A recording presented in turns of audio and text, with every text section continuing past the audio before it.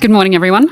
I know there is a bit of a rush at the doors still, so we're going to just kind of give everyone a couple of minutes. But I did also want to just start and do a bit of a recap from yesterday's sessions, which were incredibly enlightening. And so just as a reminder, I am Dr. Gabby Tarrant. I am a member of the executive committee of the CBD's Global Partnerships for Business and Biodiversity.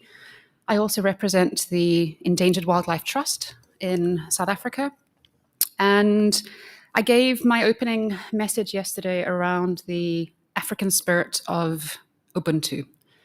I am because we are. And I was overwhelmed by how every single panel yesterday spoke about collaboration, about working together, about doing the hard work, about disrupting and transforming from within, about seeking help and seeking guidance. And I quote from Christina Strom from IKEA, "This is damn hard work. We need to do it. We need to do it together and work as fast as we can."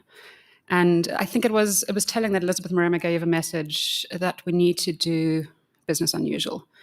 And I think all of us in the room here know that.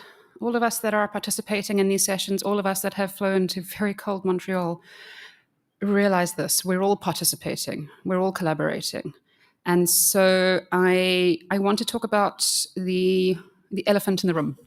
As I mentioned yesterday, I'm also an elephant scientist, so I will bring in elephant puns wherever I possibly can. But really, the elephant in the room is who's not here. And how do we get them to participate, and how do we share this message? And really, for that, beyond collaboration between businesses, we need the guidance of the Secretariat. We need the Global Biodiversity Framework.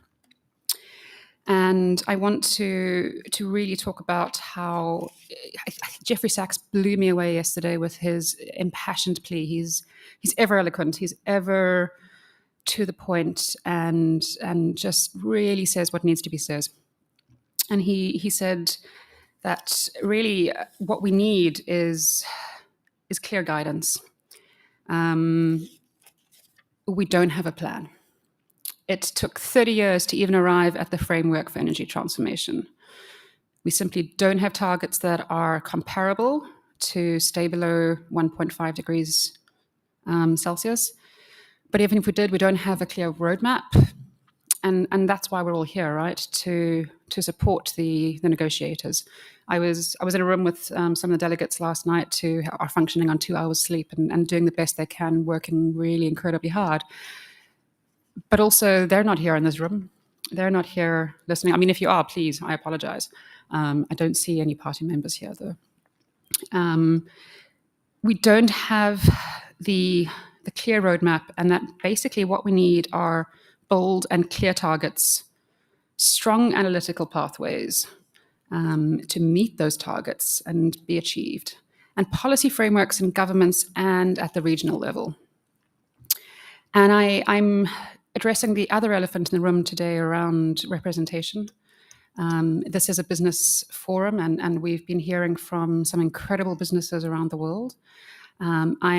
I'm really looking forward to the food security panel today. I'm going to quote from Jeffrey again, because he's far more eloquent than I can ever be. The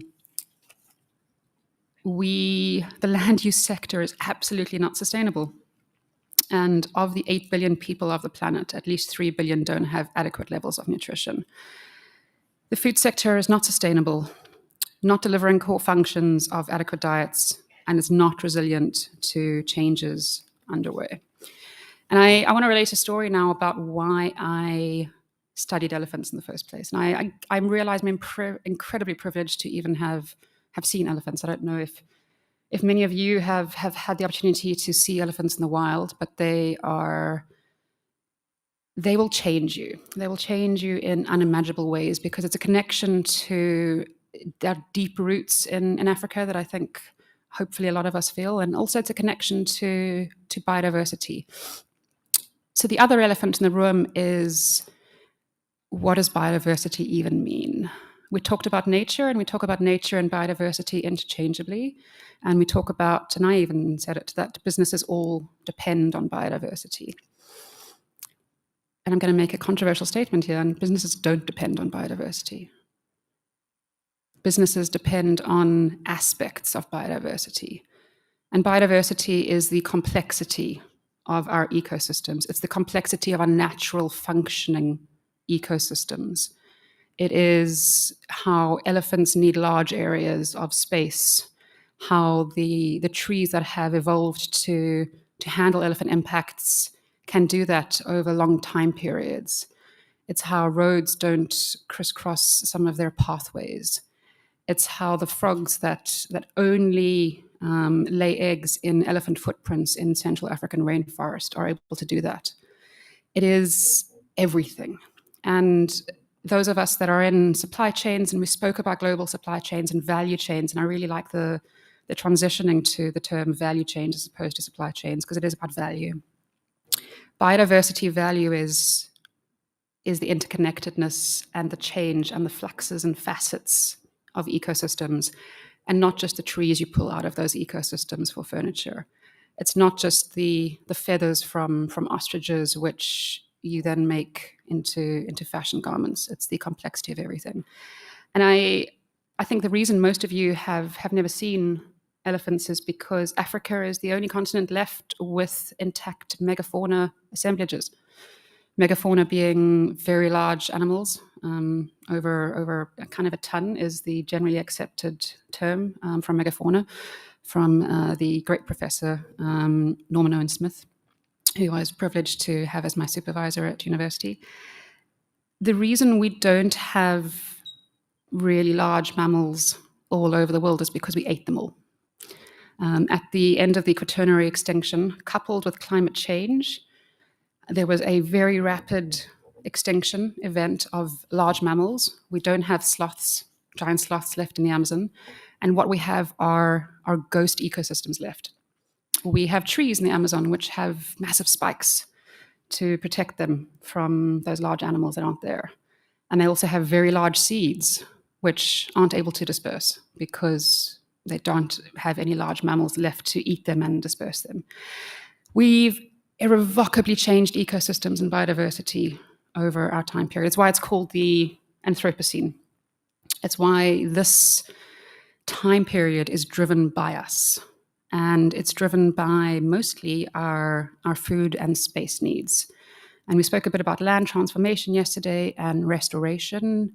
And as a biodiversity expert, I always get a little bit wary when I hear the words restoration, because restoration isn't planting trees. It starts with that. And I quote from yesterday, we may do wrong. We don't have everything figured out. We can't be perfect. And so, yes, it definitely starts with trees, but it cannot stop there. We need to understand ecosystems, and we need to, in the spirit of Ubuntu, collaborate with the scientists on the ground. There was mention yesterday of not enough sustainability experts within businesses. There are plenty of biodiversity experts that I personally know that cannot find jobs in businesses because they're seen as being too academic. And yeah, they may not possess the social skills to actually deal with people in large businesses, but let's try and encourage them to. Let's bring in the scientists. Let's bring Indigenous communities. Let's bring in the really harder conversations that we know we need to have. And so I'm excited about the panel on food security. I'm excited about how we're going to start addressing these really big topics of how to feed the planet, how we can try and do it sustainably. And I am going to leave you with one last elephant pun because I simply can't resist. We don't know what we're doing everything yet. We need strong, clear guidance from the Global Biodiversity Framework. But how do you eat an elephant? That is one bite at a time. And so that terrible pun, I'm going to open up and welcome you all to the second day of the Business and Biodiversity Forum. And thank you all very much for being here. Let me introduce our first panel, which is actually a video message from Mr. Hank Paulson. who is the former US Secretary of Treasury and founder and chairman of the Paulson Institute, which will set the stage for the following discussion. Just to confirm that that is all queued up at the back. Perfect. And so, yes, let me leave it to Hank Paulson. And thank you very much for being here and helping us all eat elephants one bite at a time.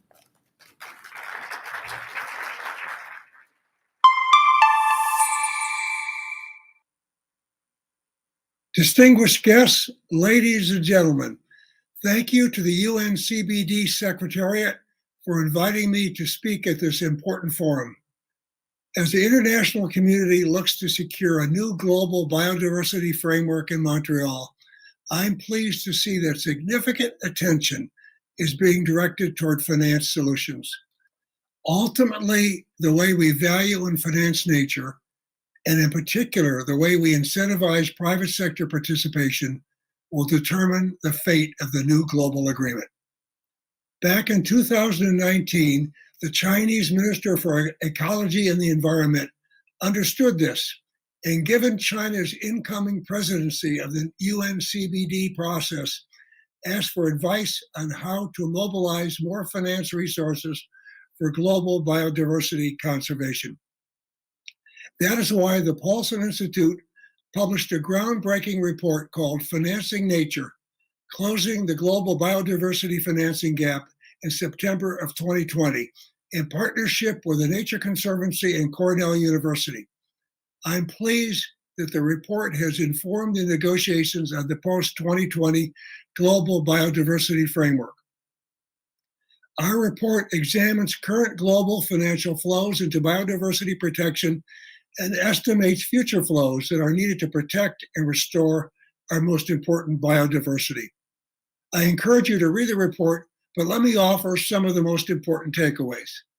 The most important is that it's far cheaper to prevent environmental damage in the first place than to clean it up afterwards.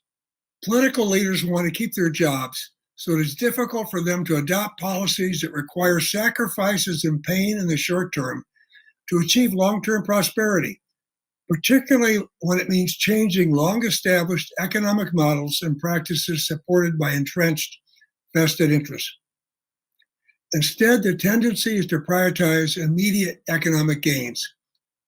But in the areas where we can make the biggest difference to conserve and protect biodiversity, we don't need to spend a lot of money. It just takes political will. Reforming harmful agricultural subsidies for forestry, fisheries, and farming would cost little or nothing. These perverse subsidies could be changed to still incentivize production while limiting our damage to natural capital. Better infrastructure planning would also make a big impact. Given the trillions of dollars invested in infrastructure, it's important to mainstream biodiversity-related risk management practices and ways that mitigate the damage. Financial investors and lenders should also be required to do more to disclose the positive and negative environmental impact of their financing and lending decisions. Second, the fundamental reason we are losing biodiversity so fast is that our political and economic systems and financial markets do not properly account for the services that nature provides. For hundreds of years, we've treated our natural capital as if it is inexhaustible. This may have been immaterial when the human impact of the planet was small, but this is no longer the case. Today, we are in the middle of what scientists describe as the sixth mass extinction, with an estimated extinction rate of species of 1,000 times the natural rate. That presents tremendous risk to humanity. Third, while it's impossible to calculate the global spending on biodiversity precisely, the analysis from our report estimates that annually we are facing a biodiversity financing gap of over $700 billion over the next 10 years. This calculation is imperfect at best, but we can't let the imperfect be the enemy of the good. Because when we don't put an economic value on natural capital, policymakers consider nature's benefits free. And as a result, they are valued at zero. At $700 billion a year, the financing gap may sound large, but to put it into perspective, it's less than 1% of global GDP and less than the world spends on soft drinks in a year. Fourth, climate change is accelerating and exacerbating the biodiversity crisis. And in a vicious cycle, biodiversity loss is also contributing to climate change. And although the biodiversity crisis is a long way behind climate change in terms of our scientific understanding and political attention, and in many ways it is even more alarming than climate change.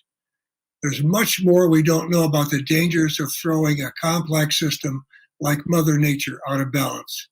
There are no technological fixes to restore species that go extinct, and no cost-effective man-made replacement for natural systems such as wetlands, which provide protection against floods, support fisheries, and replenish groundwater reserves. Climate change and biodiversity loss are inextricably linked and must be tackled together in an integrated way. The report is clear. To arrest biodiversity loss and manage the associated risks, we need to do two things. First, we need to finance green. That means mobilizing resources to implement the global biodiversity framework, closing the $700 billion annual biodiversity financing gap. And second, we must green finance. That is aligning public and private financial flows in the $94 trillion global economy to be nature positive, in line with the 2050 vision of the Convention on Biodiversity. The report has helped to put resource mobilization at the heart of the CBD negotiations. In building on the findings, I was delighted to see a group of forward-thinking political leaders at the UN General Assembly in New York recently launch a 10-point plan for biodiversity finance, which sets out a clear way ahead, beginning with a comprehensive deal here at COP15. The Paulson Institute is honored to support this effort, and I urge more countries and financial institutions to endorse this plan. This leads me to my final point. The private sector is often, with good reason, touted as a great hope for conservation. After all, the financial resources the private sector can bring to bear dwarf those available to governments. In the CBD negotiations, the focus is often on government funding, which is in the order of billions. Private sector investment is in the order of tens of trillions. Steering the private sector investment is fundamental to the success of this new global agreement. But it is vital to understand that although many companies are piloting innovative ways to invest in nature, the bulk of private sector capital will shift away from environmentally harmful activities and towards those that protect and restore nature only if it is profitable. The new global biodiversity framework is a vital step forward that is to be welcomed wholeheartedly. But it will only be successful if there is an urgent conversation between the private sector and national governments about how to create the most efficient incentives and regulatory framework that can steer investment away from activities that harm nature and toward those that support the goals and objectives of the global biodiversity framework while maintaining profitability. I very much hope that this conversation can begin here today and come to an urgent conclusion in 2023. In closing, there is a compelling economic, financial, and business case for protecting nature. However, we should keep in mind that there is an overwhelming case for preserving nature for its own sake. Nature is a great source of beauty, inspiration, innovation, and intellectual interest. Indeed, of everything that is good about life. In that sense, it is priceless. Thank you.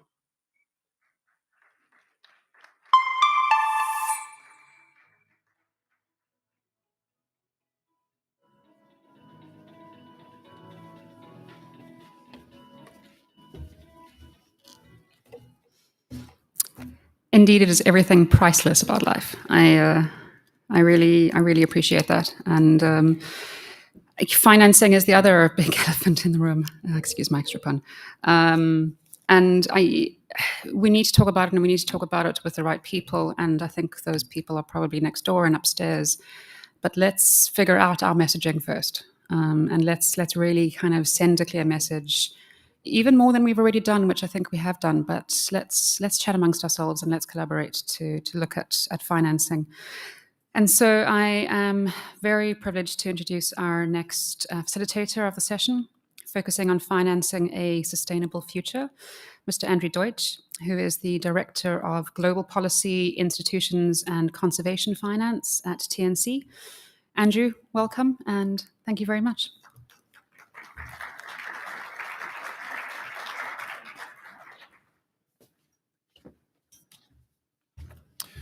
Thank you. Again, I'm Andrew Deutsch with the Nature Conservancy. It's our global organization. Nature United is our local affiliate here in Canada. Before I invite my panelists and colleagues up to the stage, I just wanted to acknowledge first that COP15 is taking place here in Montreal on unceded Indigenous lands. The Kanien'kehá:ka Nation is recognized as the custodians of the lands and waters on which we gather today.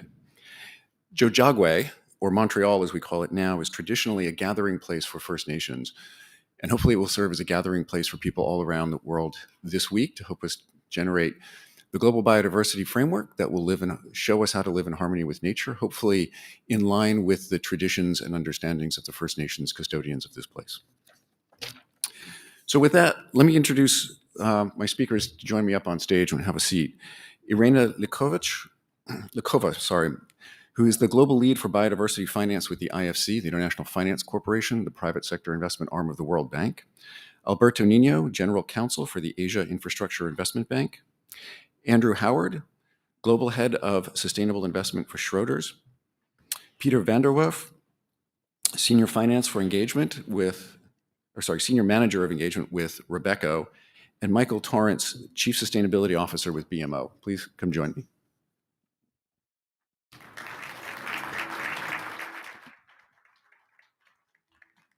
All right. Thank you. So I'm going to ask each of you to just sort of introduce yourselves and explain your organization's interest in why we're here. But first, just to tee it up a little bit more and to riff off of Hank's statements, this is the panel to look at that question of how do we green finance? In the negotiating text, this comes up in two different places. There's a goal in the text on resource mobilization, which has both the goal of financing green, how do we mobilize the funding to pay for the biodiversity framework, but also this goal around alignment. How do we ensure that the private sector and public sector financial flows are nature positive? So there's a question of how do we close that finance gap, but the bigger question, or could I say elephant in the room, is how do we align all public and private financial flows to be nature positive? And if we do that, the financing gap probably closes itself, right? So this is the bigger question.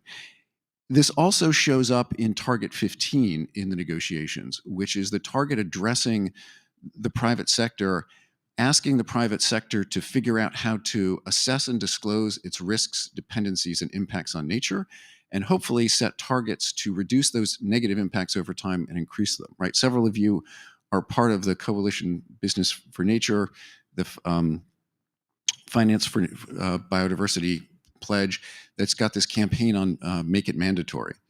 So I'm just setting it out there as sort of say, we're going to have a conversation about what you all are doing in the real economy, but hopefully that sends a signal to the negotiators about what we need to see, as Hank said, in those regulatory frameworks that are going to incentivize further engagement by the private sector.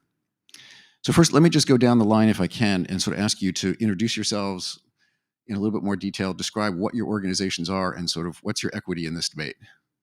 Thank you, Andrew, and good morning to everyone.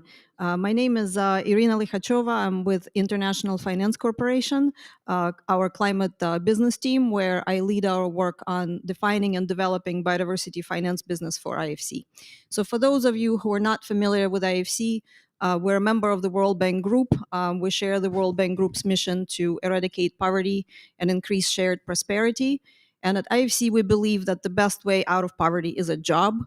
So we focus on creating jobs through supporting and investing in private sector enterprise across emerging markets.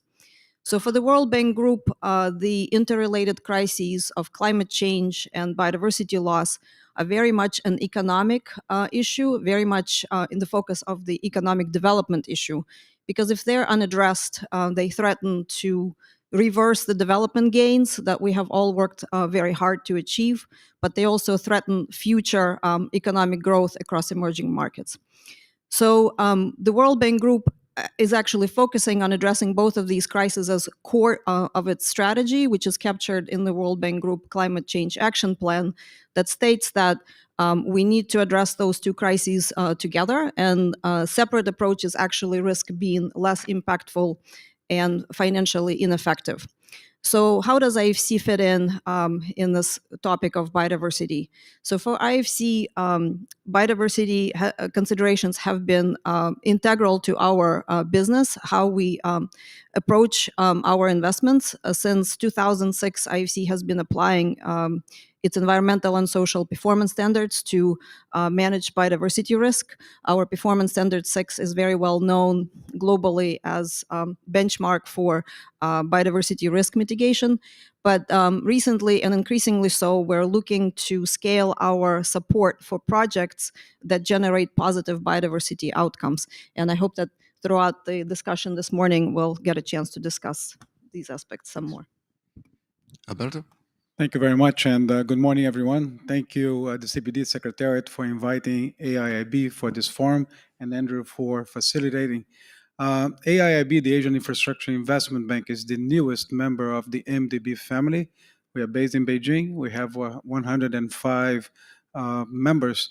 And from the beginning, in 2015, when we were created, and 2016, when we started our first operations, we were predicated on using the best policies around. So we look, and our principles are very, very similar to the other MDBs, including the World Bank and IFC, in which we co-finance a number of projects. AIIB has operations in over 50 countries today. We have 3 pillars that we are focused. One is the green economy and climate finance. The other one is connectivity. And the third one is digital transformation and digital access. Where and what biodiversity has to do with what we do. In the way we see everything. As we operate in developing countries, we really feel that is the bedrock that we need to pay attention to, together with climate change. So as a new organization, we are really ready to look into opportunities to work in partnership. We are smaller than the others in terms of staffing. We have a different business model. We work with both public and the private sector. And we actually think, Andrew, that the time is now. I don't think we need to wait any longer. And we need to work in identifying these partnerships and what are the sweet spots for biodiversity. I think we're going to have a chance during the panel to look into some examples and possibilities. So thank you very much. Thank you. Brilliant, thank you. So I'm Andy Howard. Andy Howard, I'm the Global Head of Sustainable Investment at Schroders. We are a global asset manager with around about $1 trillion of assets that we manage on behalf of clients across a whole range of different asset classes, public and private. I think our starting point here really is that when we think about biodiversity and nature, risks and opportunities, we don't really have a choice about whether or not we want to be exposed to, or whether this is something that we want to engage with, understanding and managing the risks and identifying the opportunities that exposure creates.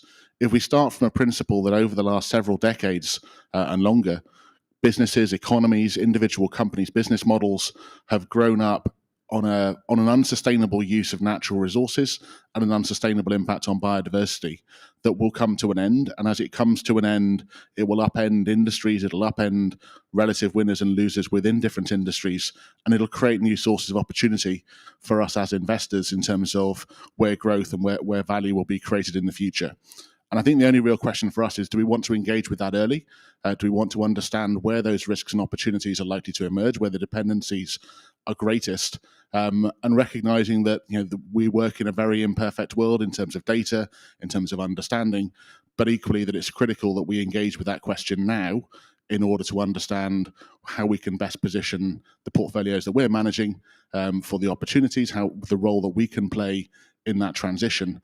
Because in the end, it's fundamentally what finance is about. If you think about the role of our industry is to connect capital to the areas of the greatest social, economic and need within the real world, there are few areas of greater need than tackling the biodiversity crisis that we see. And our industry, frankly, has got an awful lot more work to do collectively in terms of how we build the pipes to connect capital to those solutions. Thank you, Andrew. My name is Peter Vanderwerf. I'm Senior Manager Engagement for Robeco. Robeco is a global asset manager. We're based in the Netherlands. We manage 180 billion in assets under management, so fairly similar in terms of sort of business model and activities as my neighbor here, Andrew, for Schroders. And for us, biodiversity is a topic which we have very clearly identified as one of the three strategic sustainability topics that we want to be able to service our clients with solutions for the future, and therefore incorporate biodiversity, climate, and human rights as three topics in our investment policy across all of the different solutions. We have also specific investment solutions that really tailor to solution providers in biodiversity, and we can touch upon it a little later. But I want to stress that this is not something that is only in a very small niche. We have adopted this as one of our objectives to develop targets, as we have developed a net zero roadmap on climate, where we are moving towards a net zero state for all of the assets that we manage on behalf of our clients by 2050. We are in the process of developing a similar commitment for biodiversity.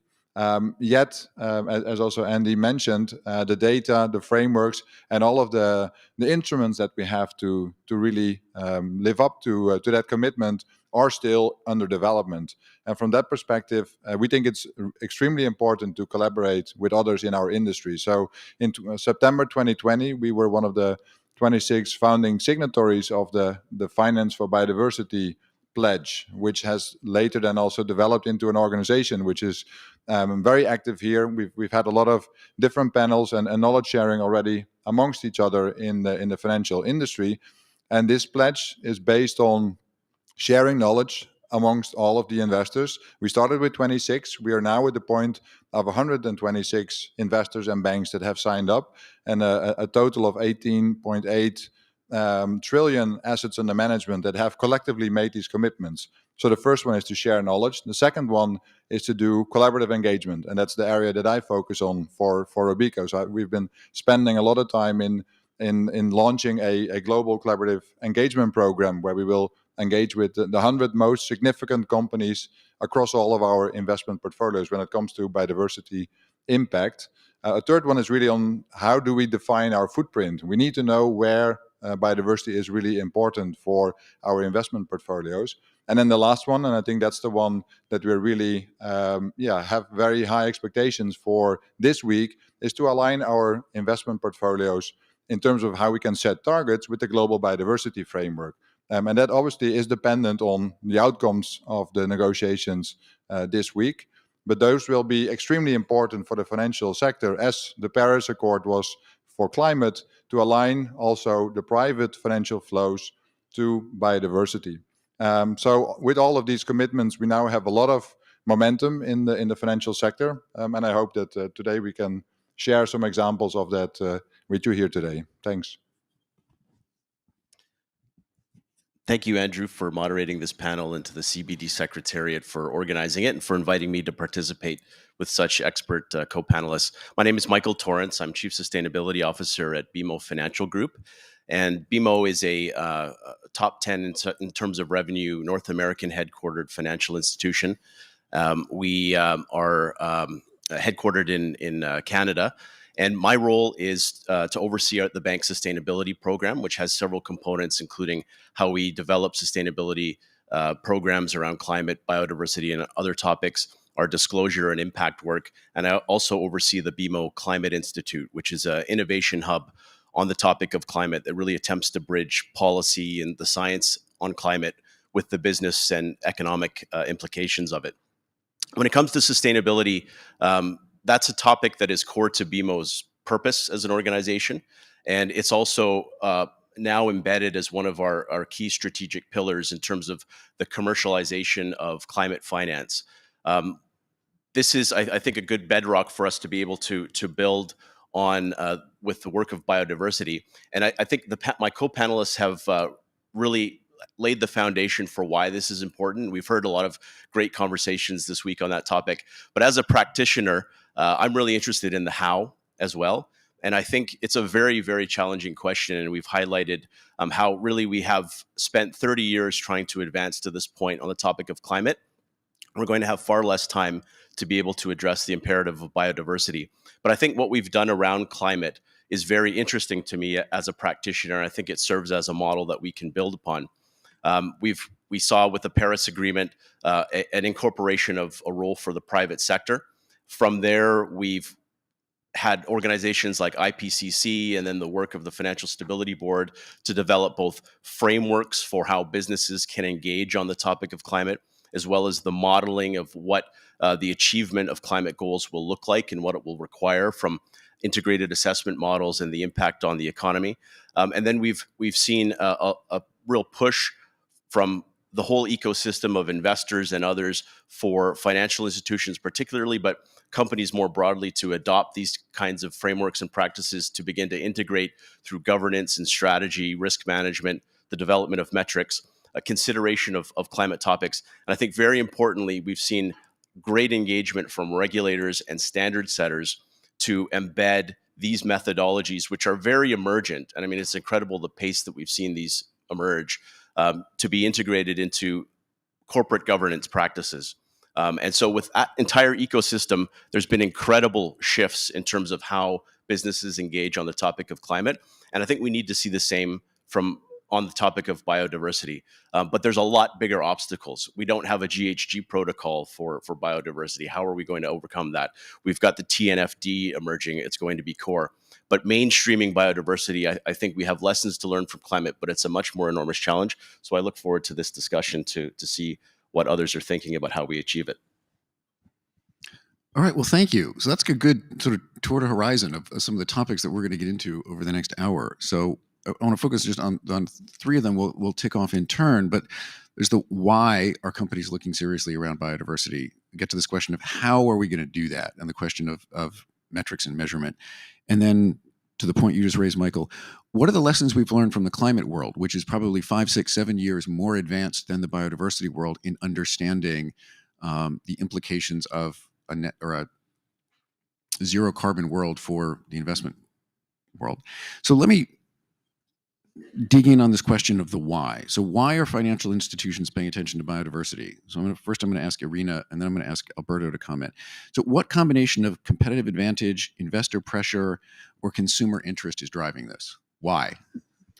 Thank you, Andrew. So as I mentioned, IFC has been paying attention to biodiversity since 2006 on the risk mitigation side. But I think if we are to address the current challenge that we face of biodiversity loss crisis, risk mitigation must be vital, but it's not enough. And we know that the key drivers of biodiversity loss are rooted in economic activity, how we produce and consume. And so the solutions must be also rooted in transforming our economic system, how we produce and consume. So we're talking about systemic transformation across key sectors that power our economies: energy, cities, food production, manufacturing, transportation. And this is going to cost a lot of money. And I think there has been a lot of conversation about the financing gap, but I want to say that actually this is an opportunity for financial institutions to provide financing to empower this transformation of our economic systems. And we have examples to draw on. When we started looking at climate finance, it seemed like there was nothing for us to do and it could actually undermine our business. Today, climate finance is $8 billion business in IFC's 1 year investments just last year. It's about a third of our commitments for last fiscal year. Very recently, IFC put out guidance for blue finance that articulated areas where investors could support companies in transforming their practices to help transform blue economy sectors. And in the last 2 years, IFC invested over $1 billion in blue bonds and and blue loans. So I think we're going to see a similar area of opportunity in biodiversity finance. And there are multiple factors that contribute to making this opportunity happen. So we see regulatory pressures. Just as an example, a few years ago, IFC provided a $140 million loan to a container shipping company to retrofit its ships with water treatment systems on ballast water tanks to prevent the spread of invasive species. So this was driven by upcoming maritime regulation in this area. We also see a lot of companies feel the physical impacts of land degradation, soil degradation, and climate impacts in their value chains. For example, we have a partnership with Nespresso where we're working with supplier farmers in Africa to help introduce agroforestry practices to reforest their plantations with native tree species to increase canopy cover so that the farmers can grow shade-grown coffee, which is better quality. Obviously, a project like this contributes to biodiversity above ground, supporting life, animal life that resides in with these native tree species, but it also contributes to biodiversity in soil, improves soil health, and also leads to better production of coffee. And we have seen new technologies come up. We were approached by a company that is replacing chemical pesticides with pheromones that target particular pests for particular crops. And it's a biological solution that directly addresses the key drivers of biodiversity loss. And so to get to the how do we grow biodiversity finance business? IFC recently put out a biodiversity finance reference guide that articulates investments where financial institutions like ours and other banks could start considering projects that directly address the key drivers of biodiversity loss and economic activity, and also help protect and restore biodiversity in ecosystems. Thanks. So Alberto, same question to you. Thank you very much. And I will address in a way that it complements, the good examples and the good direction that we heard from Irina, and more into the why business is increasingly paying more attention to this issue. When nature suffers, the business suffers. Sometimes it's self-evident. Sometimes you see, the very direct connection. Sometimes you don't see the direct connection. So if you need, the proper siting for your energy plant, if you need, the proper siting for windmills and for solar, it's much better if you don't have, any endangered species there. So you can have, your permit. So it's a direct thing on the business, to pay attention to. What we also have witnessed over the past 30 years is that business is getting better in terms of, having better internal capacity. So to identify you have more laws, you have, more agencies. Is that enough? It's not enough. But there is better capacity to identify issues. The third point is what you said, consumer and peer pressure. If you see everybody in the industry going to some direction, you're obviously going to ask yourself, why you are not going to that direction. You better have a good answer for that. And perhaps the final point that I would make, as a lawyer would be, in a number of emerging jurisdictions, you've been having a lot of lawsuits. And lawsuits, really touch on your pocket, and you need to respond to that. And also you need to respond to that, to your shareholders. So there are a number of drivers that, push us into the right direction. And I think in the second part of this program, Andrew, you're going to be talking about ways of moving forward, which requires better coordination, better imagination, and better planning. So thank you. Thanks. Did anyone else want to jump in on that before I go to the? Okay, thanks. So the next question then to Andrew to start us off, which is the how, right? So how are financial institutions assessing and measuring risks, impacts, and dependencies? There's a couple of different methodologies out there. There's the foundation, or sorry, the Finance for Biodiversity Foundation, the pledge that you and some other banks have signed up to. There's the TNFD, which is borrowed from the TCFD. There's a couple of different methodologies out there evolving. In what's working and how do we do this? What are you finding actually makes sense for a company that's actually managing assets and trying to make investments? Great, thanks. And I certainly can't talk for all financial institutions, but certainly I think the three basic areas that we focused on within Schroders. First of all, how do we measure and understand the degree to which individual companies, individual investments have an impact on nature, and the degree to which they have a exposure in terms of their business model or their risk to their reliance on nature, and ways that might change in the future. Secondly, how do we take steps to manage that? And that's primarily through engagement with portfolio companies in order to encourage change. And thirdly, where can we find ways to innovate in terms of developing new kinds of investment strategy that more directly connect capital to areas of solution in the real world, whether that be through private assets in terms of natural capital investment. And we recently announced a joint venture with Conservation International to develop an asset manager in Singapore, or based in Singapore, that will be investing across Southeast Asia, or whether that's through other asset classes, like, for example, equities, where we can find those companies that are developing solutions. The reason I'm framing it through that lens is that it's important when we think about measurement to understand why we're doing this measurement. And for us, this is ultimately a question of transition within our existing portfolios, and it's a question of innovation in terms of new kinds of investments and portfolios that we can develop in the future. In terms of the measurement question, you've mentioned a few. I mean, we could have made quite a long list, I think, of potential frameworks. The way we've tried to approach this is really to start slightly first principles. And really think about measurement along two dimensions. So first of all, and I'm talking primarily about companies here, when we think about companies, the degree to which that company, based on its industry, based on its geography, based on its value chain, is exposed to and dependent on nature as a source of its business model. And here we can use, look simplistically, things like Encore are an important part of that. We can use crude measures of supply chain analysis. We don't really have the information for individual companies to be able to do that systematically, but we can use industry-wide measures of supply chain analysis, things like input-output tables, to gauge the degree to which there's an indirect exposure through company supply chains.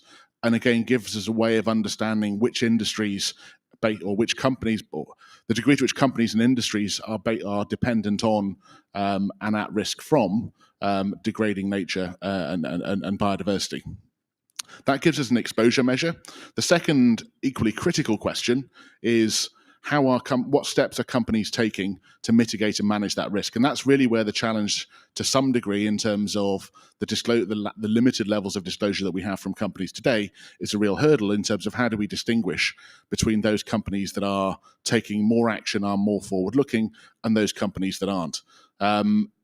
We do need more disclosure. We do need more information from companies to make more informed decisions. But I would say that we're not sitting around waiting for disclosure frameworks and perfect information. We didn't do this in climate change.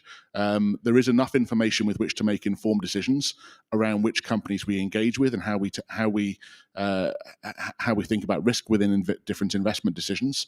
And we're very focused on developing the best framework that we can from the analyses that are available, from the tools that are available, from the work that's being done. And I will say there's a huge proliferation of different tools and different models that are starting to emerge to create a framework that, I say, focuses on the exposure that individual companies have through their business models, through their industry, through their geography, and the steps that individual companies are taking in order that we can focus our attention on those companies that are highly exposed, where their efforts are relatively weak, in order that we can push those companies to transition and to evolve over time.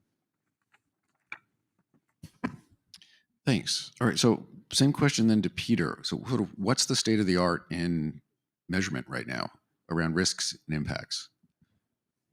Yes, thank you. When I think about measuring the impact and also the risk exposure, we would really be looking at indeed what is the starting point where companies sit in terms of how they're exposed to biodiversity risk, but also what is their dependency, because that obviously also really is a very important factor as to how they engage with the topic of nature and biodiversity.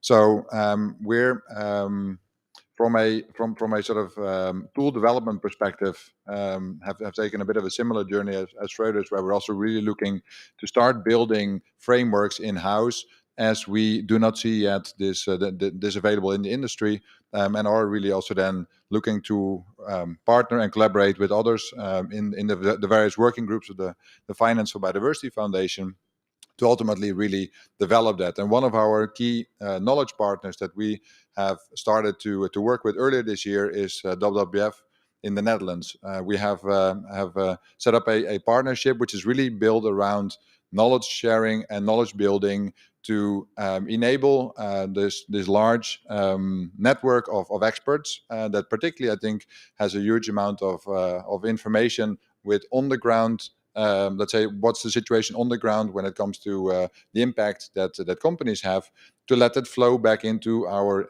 investment framework, so that it enables our analysts in all of the different investment teams to use a structured framework to assess where the impact of a company sits. And once we have developed that as sort of a rating, that then enables us to also really start optimizing portfolios against certain criteria for biodiversity. And in a similar fashion, we have also taken that approach for climate. And this is a way that really enables us to capture the current performance.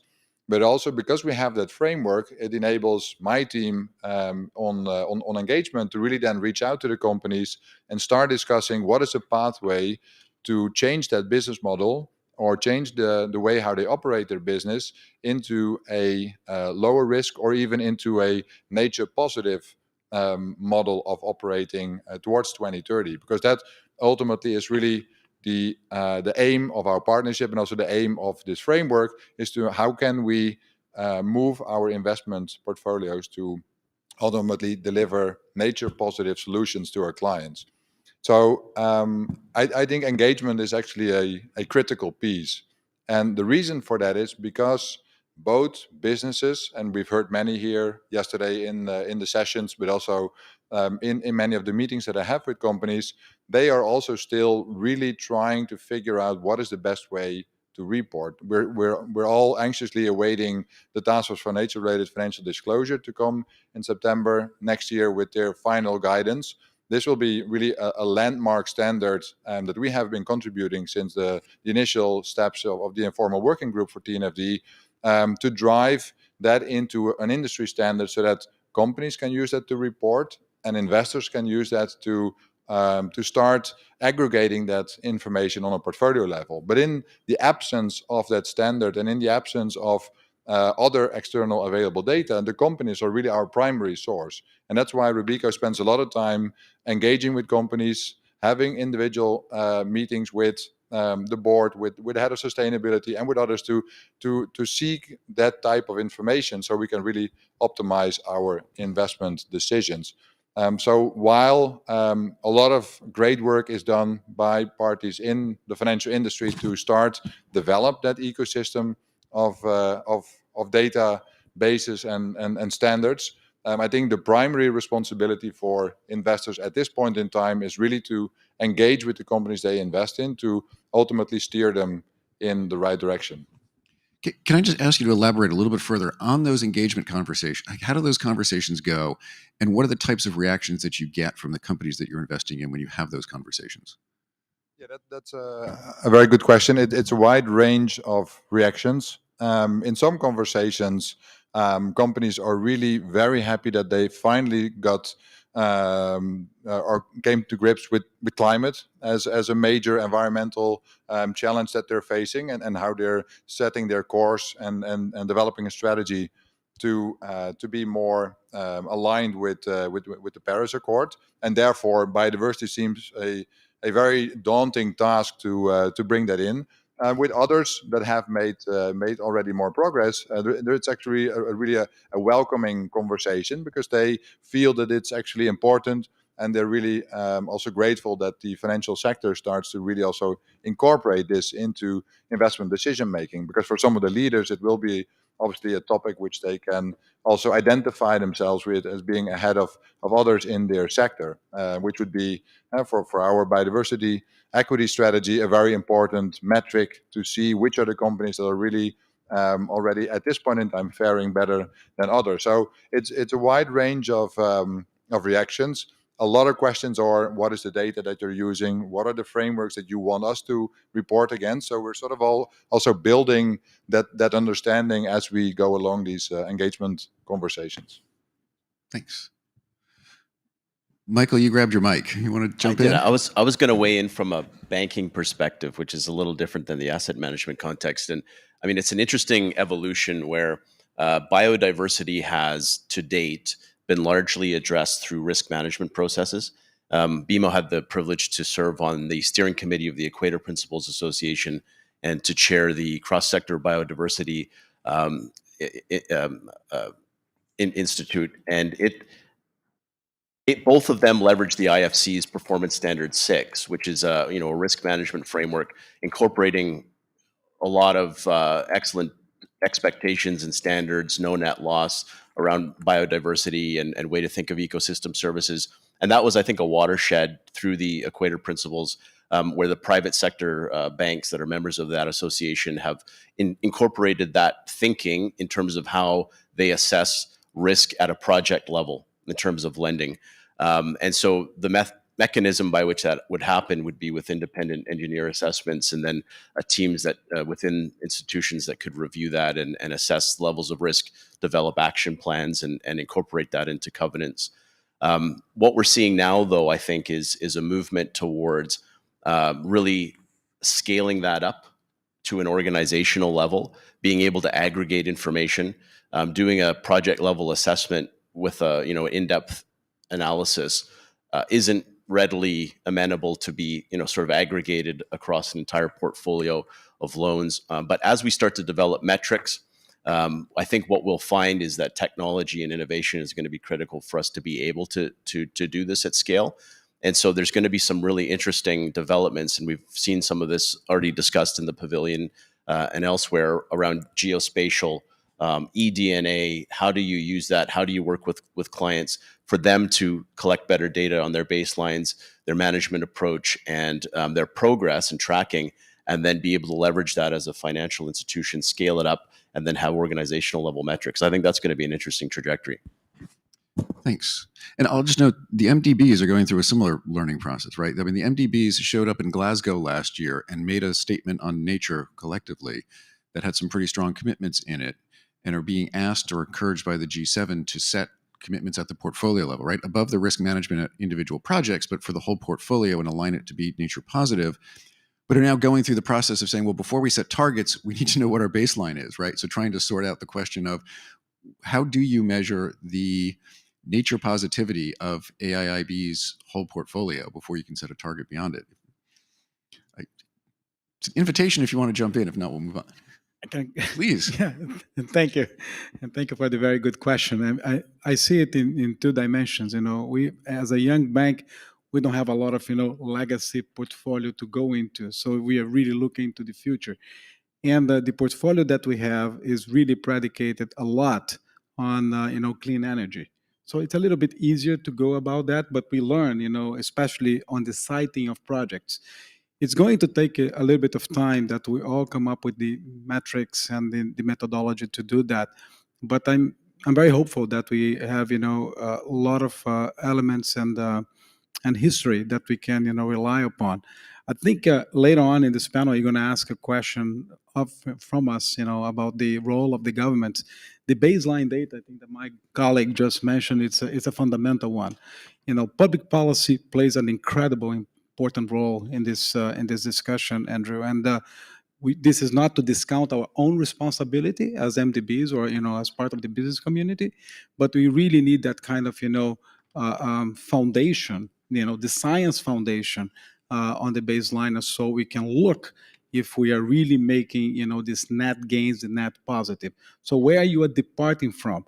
A lot of the countries that we work on, simply do not have that baseline data, and it's very difficult, to get it being just one MDB or two MDBs. You really need the government and the academia to step in. It's a collective effort, so we can have a base, to depart from. Thank you. Thank you. All right, so let's move on then from, if we've talked about why companies are doing this and talked about how to do it, what's the impact of it? So the next question to Michael is, what is the impact of the financial sector actors embracing nature positivity in terms of your own portfolios and across the broader economy, like transmitting through your clients? So I'll take that question to be sort of, where do we end up? What's the end state if we're successful? And I think that's a really interesting question. There's a few things I think will be the outcome. One is awareness. Informational enhancements will allow us to be aware of the impacts of economic activity on diversity, or biodiversity rather. We'll be better able to measure, monitor, and then report. And of course, we've talked about TNFD, and I've alluded to the idea of technology playing a role. The TNFD's framework is using a methodology of locate, evaluate, assess, and perform. That is going to drive, I think, that a lot of things, data sets to understand where assets are located. Believe it or not, that's a very difficult data set to get a hold of, and there's no real easy ways to do it, but that will improve over time. So that informational awareness, being able to identify these impacts using a formulation like TNFD to do so, and then again scaling that up and aggregating that. When you can do that, there's also going to be awareness of the concentrations of risk. And Encore is an early example of a type of methodology to do that. But as we actually get asset level data, we'll be able to identify where risk is concentrated. And as we're seeing with climate related disclosure, the more of this information that's available, it won't just be used by the market, but it can be used by government and by regulators to understand areas of prioritization, for example. And then the other area of awareness will be around the benchmarking of performance. So as we get better insights and data, we'll be able to compare what's considered to be good performance and lagging performance that needs to be addressed. And from a market perspective, that's going to be important, because the people on this stage are going to be able to use that data to understand where the companies they engage with are situated on that spectrum. So that informational piece is going to be super important. And the end state, I think, will have, hopefully, rich data and information that will lead to awareness in those areas. The second is around decision making.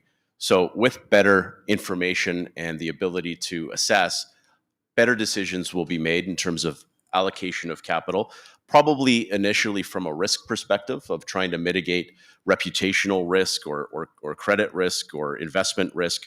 But it's also going to be, I think, hopefully, increasingly an opportunity for commercial opportunity. And I see this every day in the climate file, where climate is actually becoming a huge opportunity for businesses, for innovators, and for the financial sector, because of the massive amount of capital that will be needed to address the issue and the incredible innovation that's happening in that space. Biodiversity, I don't think, is there yet, but in the end state, I hope it will, because I think if you can get that commercial impetus, you'll certainly be able to drive more change.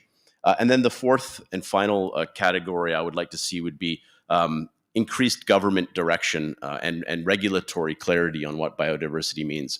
The climate file, again, benefited from all of the work that had been done with the Financial Stability Board and understanding climate as a driver of systemic financial risk from physical or transition vectors. And that has now been incorporated through the Network for Greening of the Financial Sector into approaches for what are essentially stress tests or ways to analyze the economic implications of climate.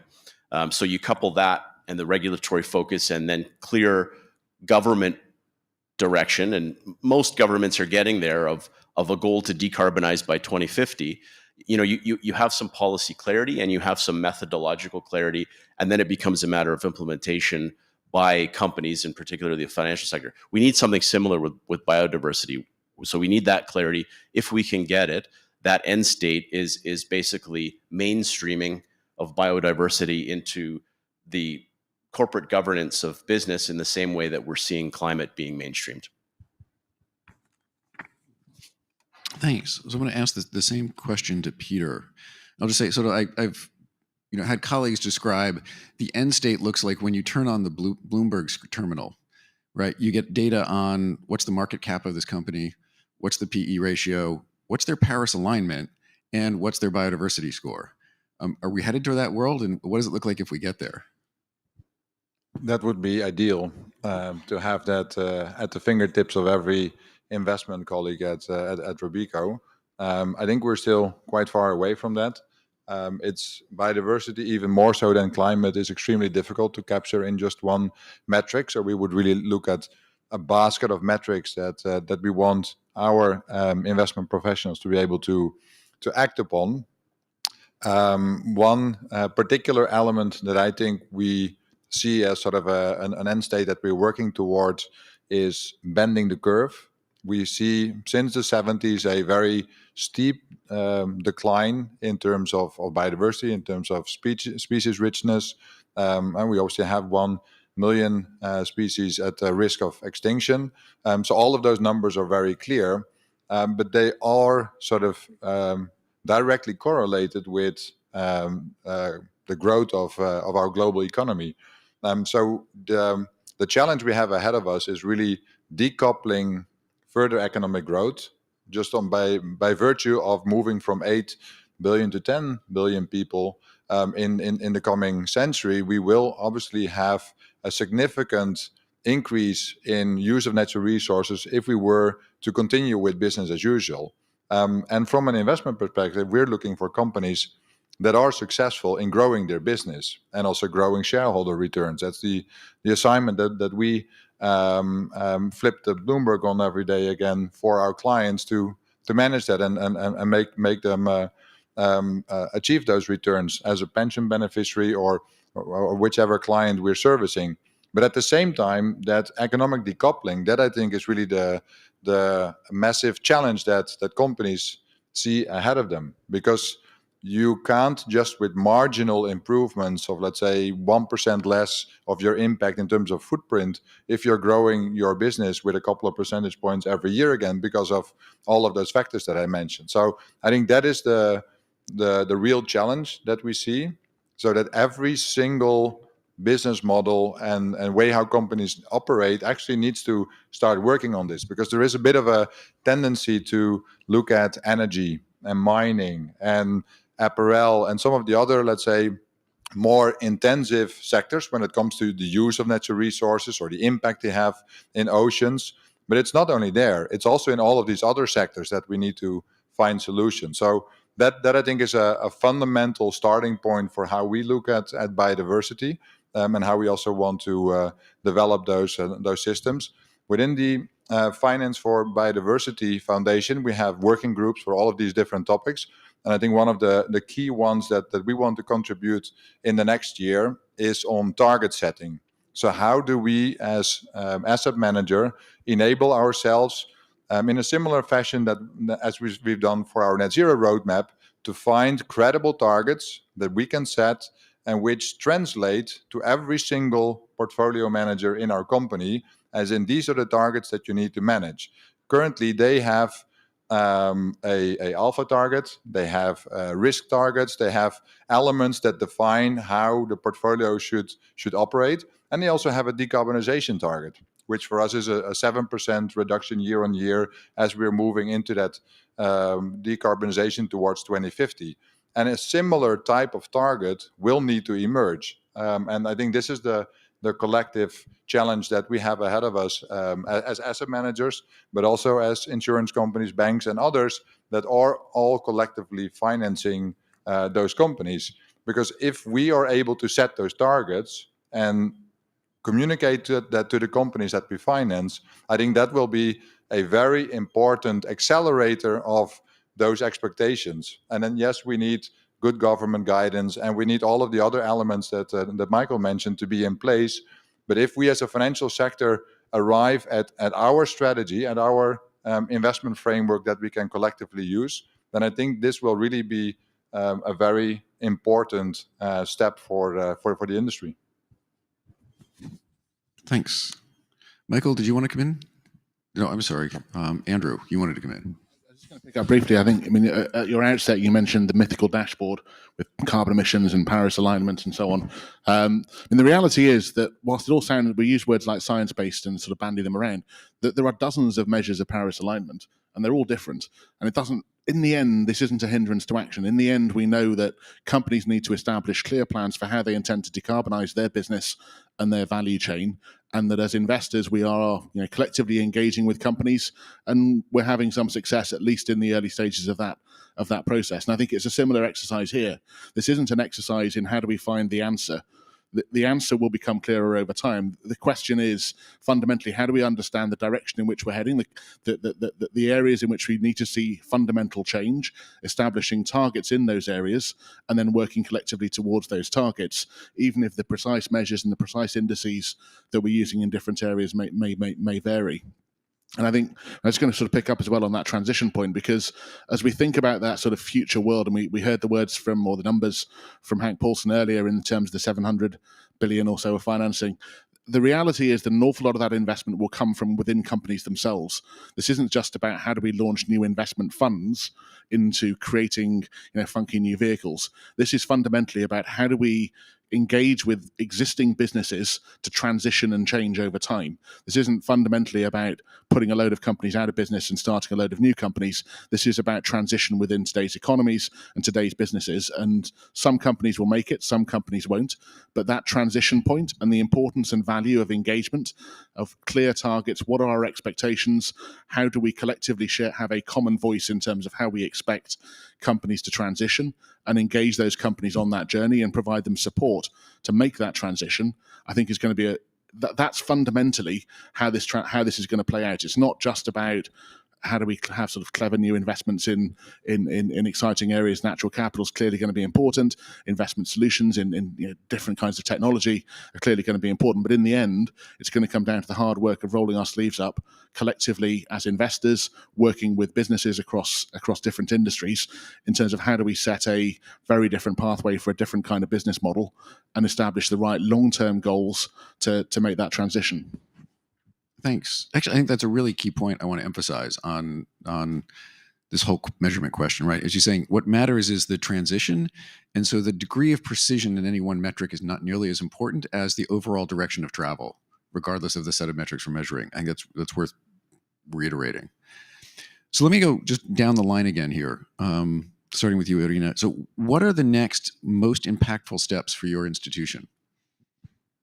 Thank you, Andrew.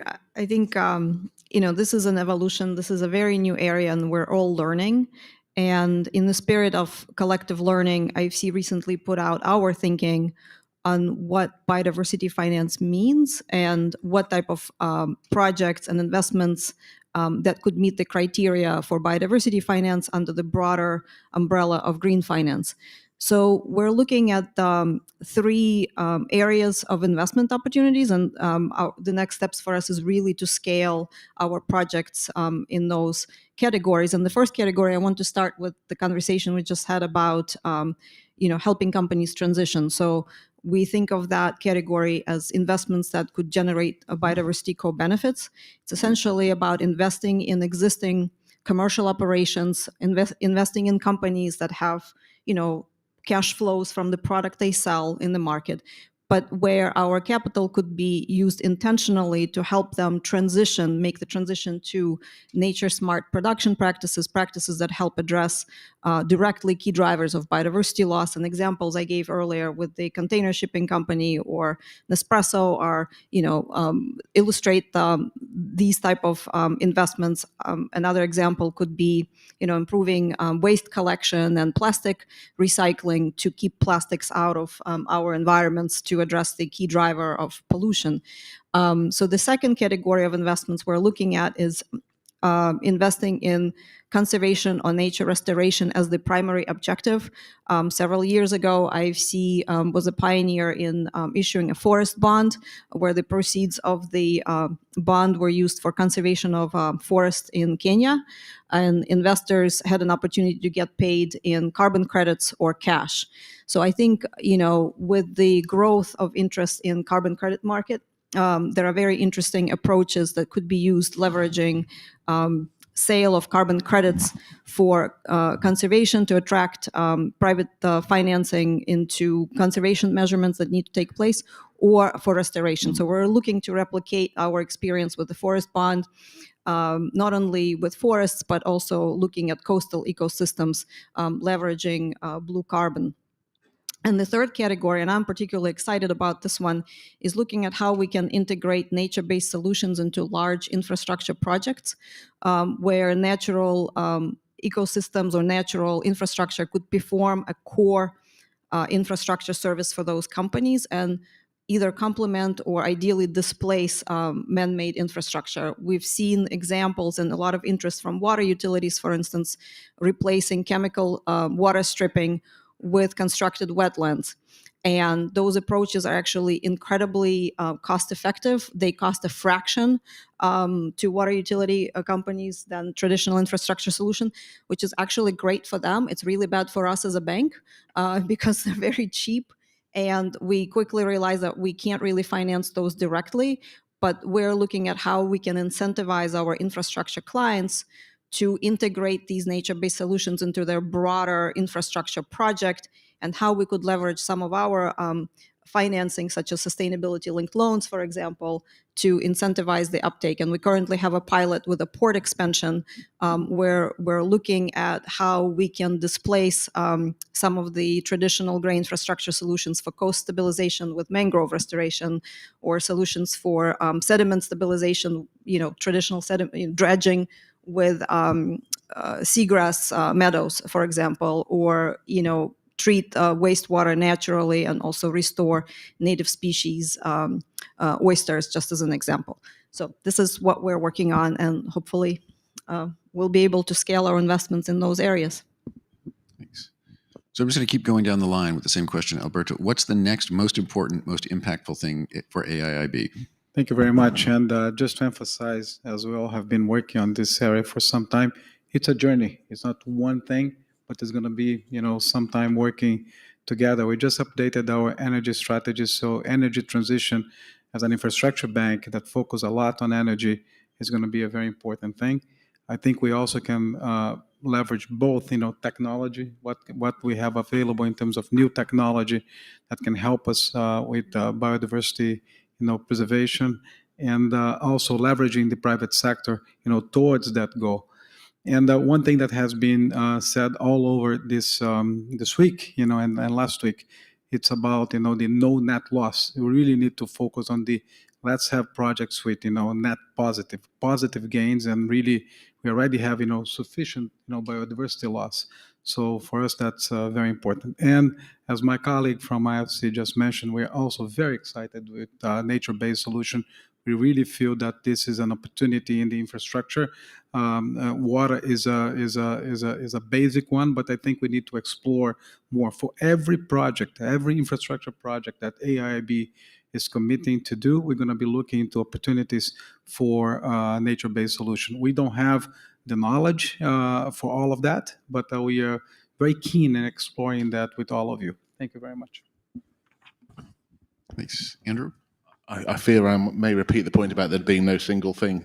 But we published something called a Plan for Nature a couple of months ago within Schroders, which basically really focused on three broad areas that are really our focus within the organization. One, influence.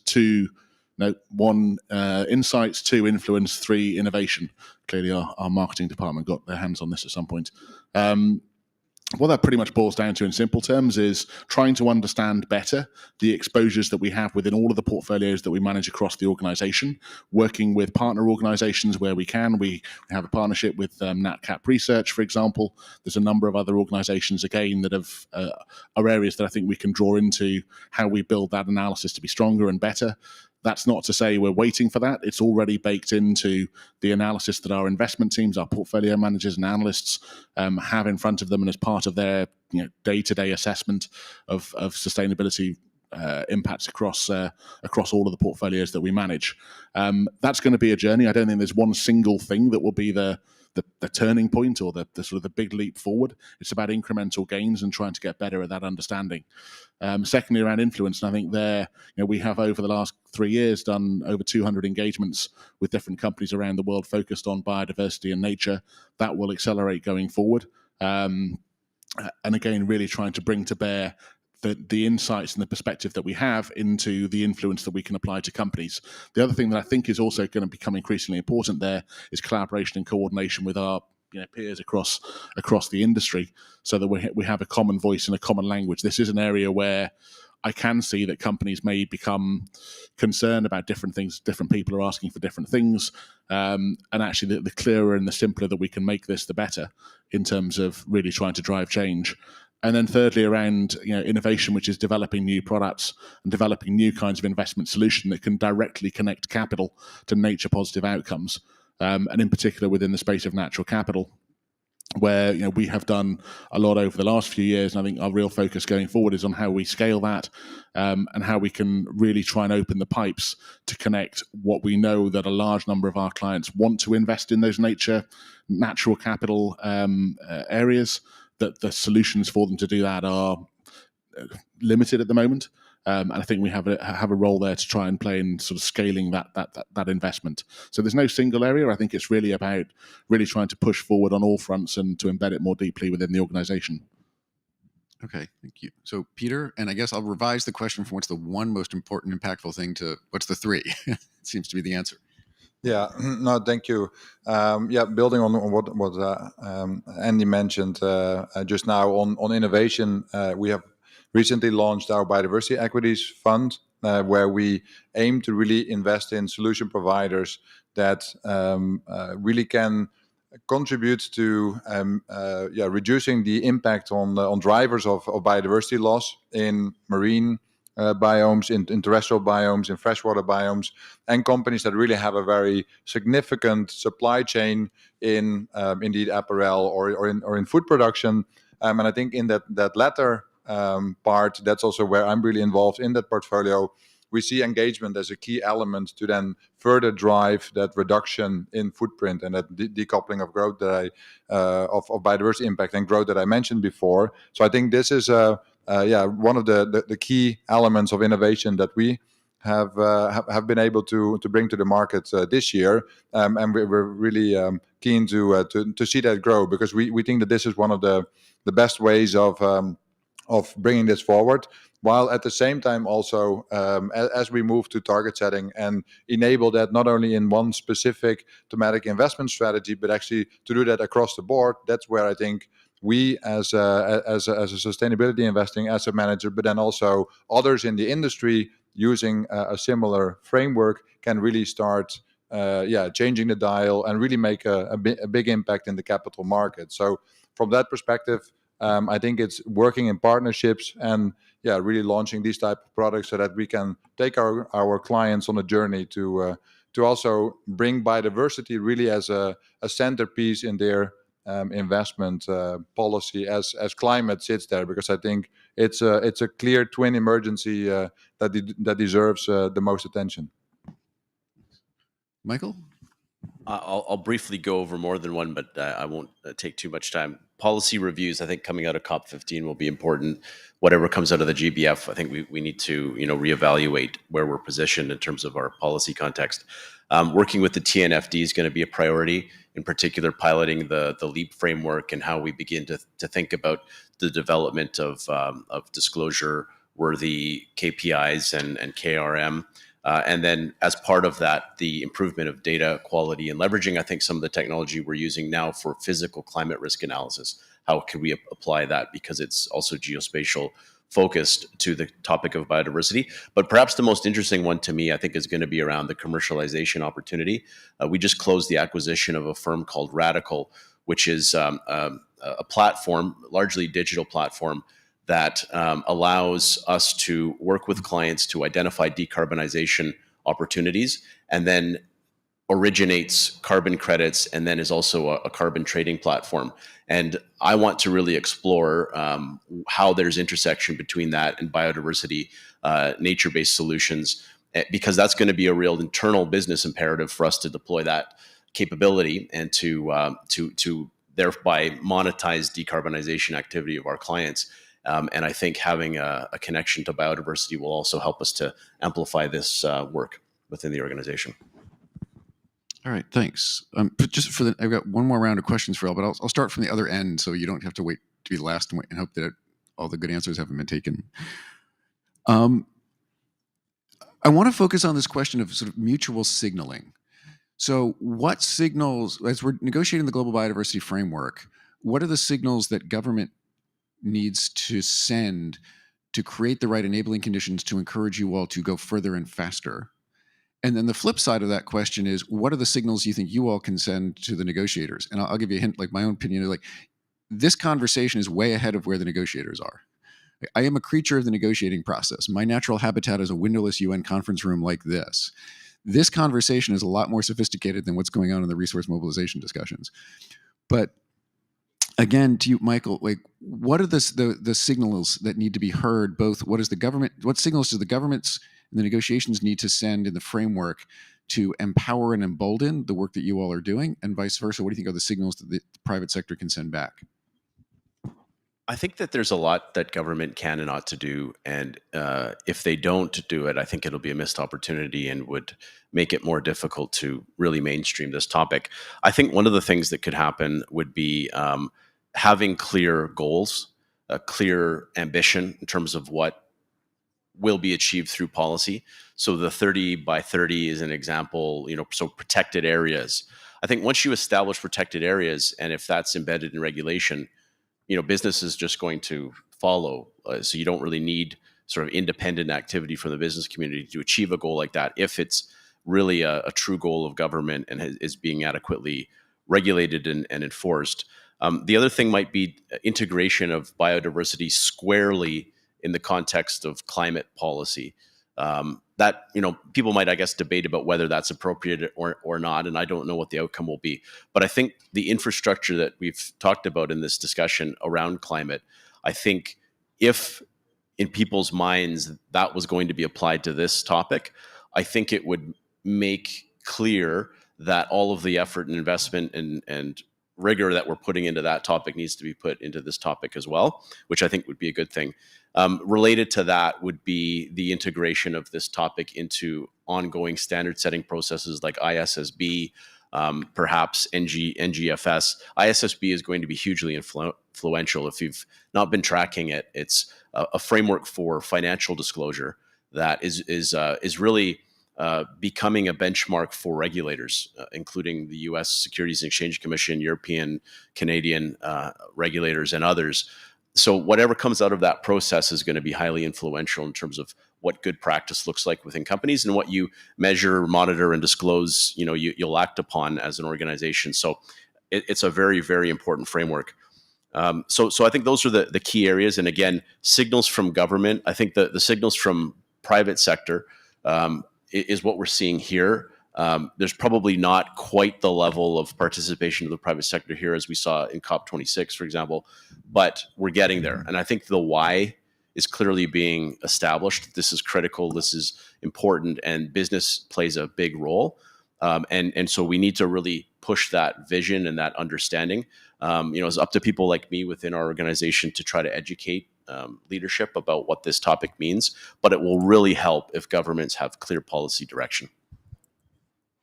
Thanks. So Peter?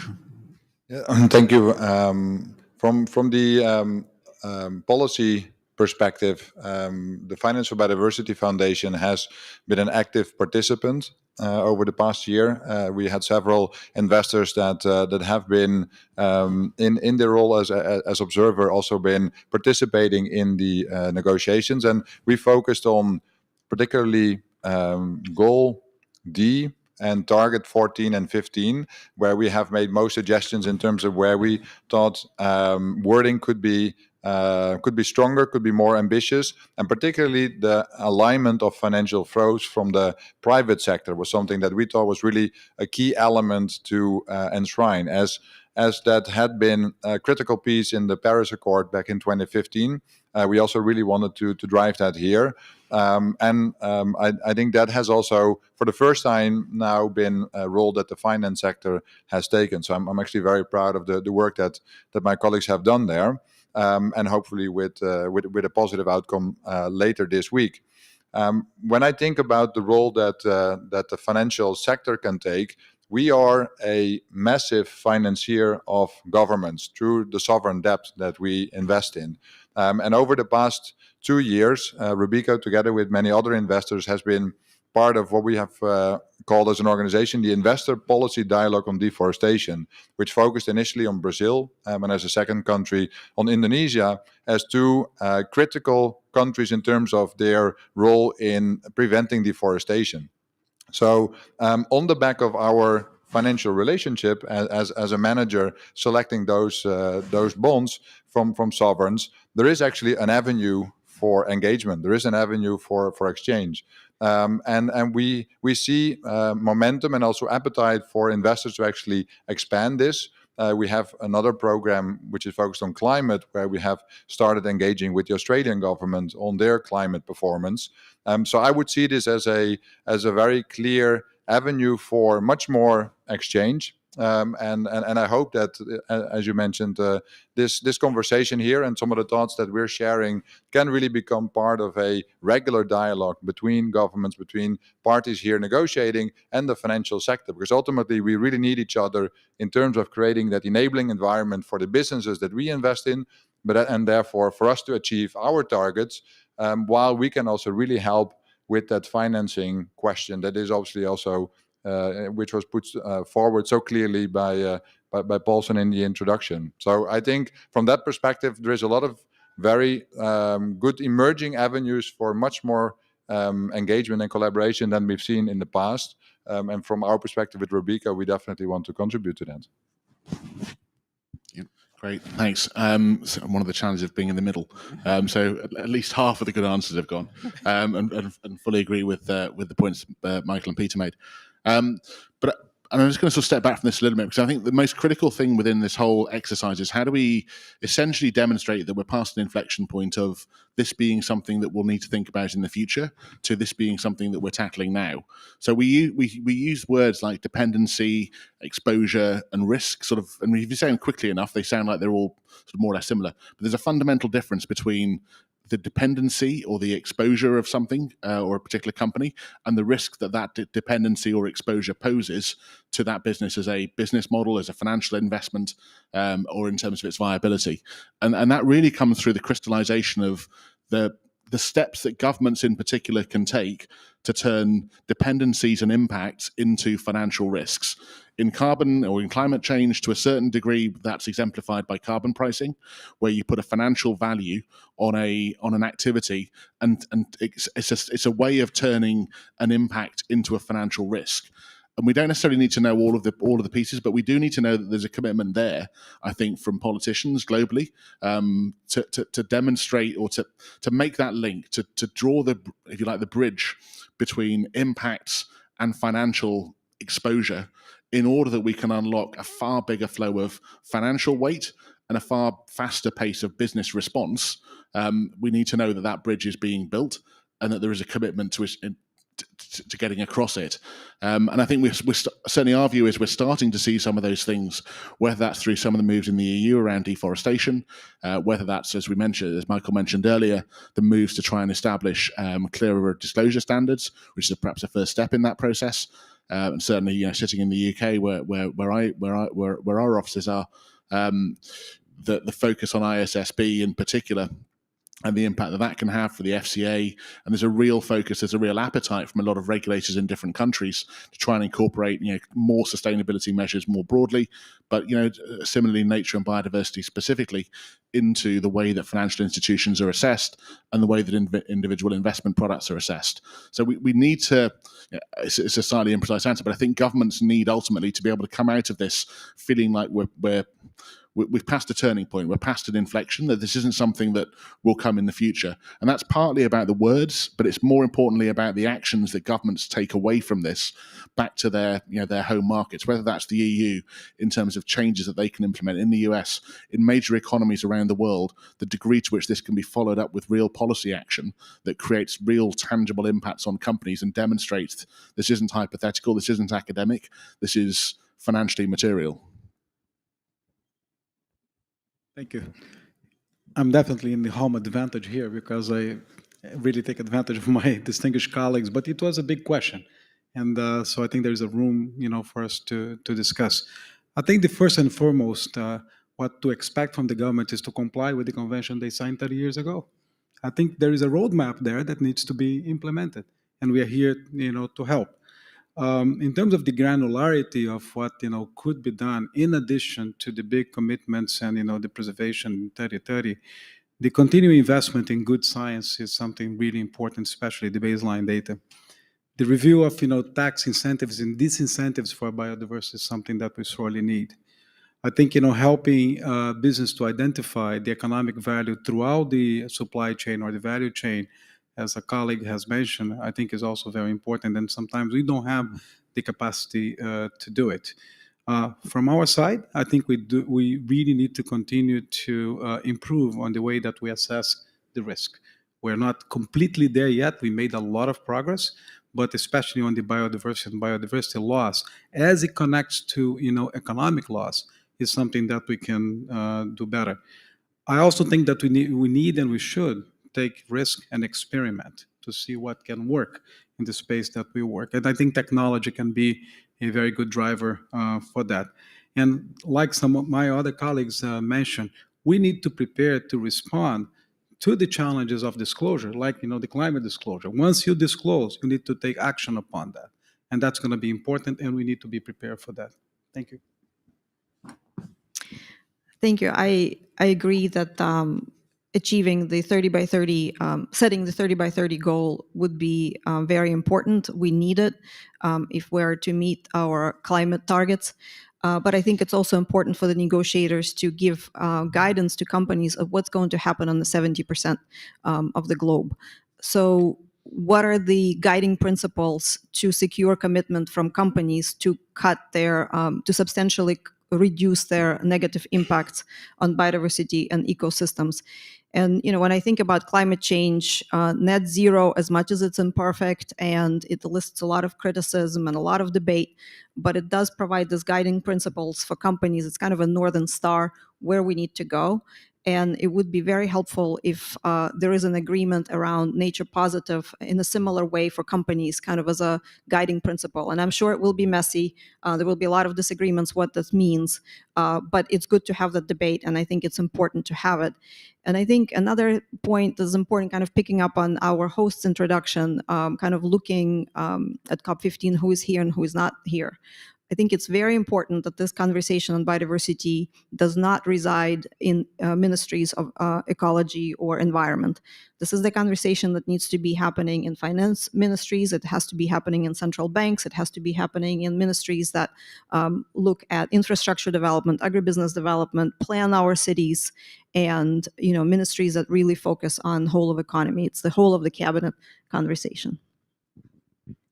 Thanks. That was a great round of responses. I just want to reflect for a minute on hopefully the signal that comes out of here. I mean, when I reflect back on the Paris Agreement, or what we accomplished in Paris, to my mind, there were two things. One is we got a new agreement on paper that set a framework for NDCs and ratcheting up commitments by governments over time. But the other really important outcome of Paris was that it sent a signal to the private marketplace that the future direction of travel of the economy would be low carbon. And that signal was heard, right? And the response was companies needed to change their business plans. Companies needed to change their investment strategies to align to be zero carbon by 2050. So my hope is that we're sending that same signal here in Montreal, that the future direction of travel of the global economy will be towards nature positive, that we will halt and reverse the loss of nature, and we will have metrics to measure companies' compliance towards that new future. So I'm going to sort of put that as like, that's my expectation. And then as a last lightning round, I'm going to ask each of you the last question of, do you have a final commitment or expectation by the time we get out of here next week? Irina, and these are going to be short. So I hope that the companies who have embraced net zero will also embrace nature positive, because I think these are actually complementary and could bring a lot of financial benefits for those companies. I think very much committed to invest as much as we can on nature-based solutions in infrastructure projects that we finance. I mean, I think in terms of our commitments, two things really. One, specifically, we've been very focused on and will focus on deforestation within portfolios, and that's an area which is relatively more tangible, where we have done a lot and will continue to focus on eliminating illegal deforestation from within the portfolios and indirect exposure to it from within our portfolios. More broadly, in a slightly broader commitment, sorry, I won't make this too long, but I do think that we all, as a finance industry, as we have really in this discussion, need to start focusing on the specifics of what we're doing. And so one of the commitments that I think I can make for us is that we will continue to focus on real tangible change and real tangible and honest assessments of what we're doing with individual companies, rather than simply kind of, if you like, the high level rhetoric that I think has been a bit of a challenge in this area for quite a long time.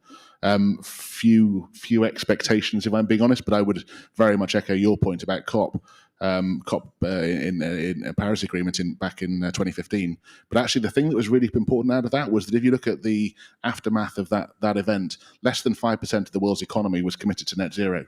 Within 5 years, it was over 80. So that was the transition. It wasn't just what happened at Paris; it was what happened afterwards that was so critical.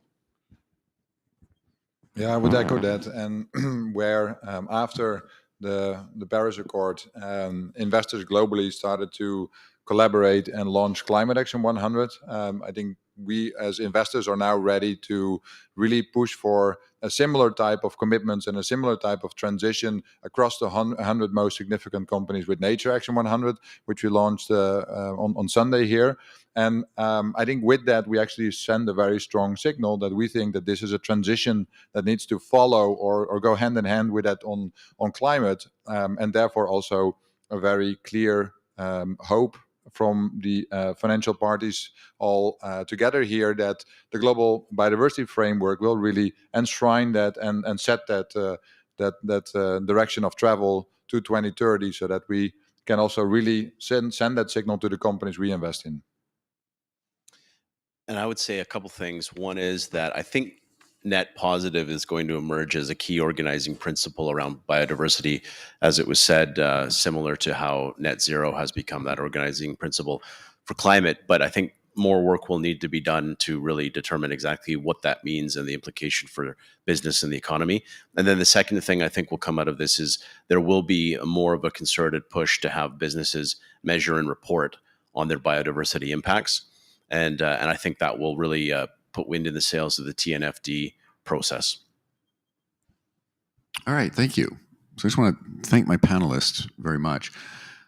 I'm going to wrap up, but I want to offer a couple of thanks. So first, thanks to the organizers for getting this panel here. I've been to several previous business and biodiversity forums where there were UN officials and NGOs sitting on the stage talking about the private sector.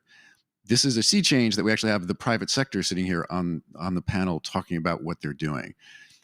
The second sea change is historically in the CBD process, many of the private sector companies who showed up were showing up because they were worried about what was on the negotiating table.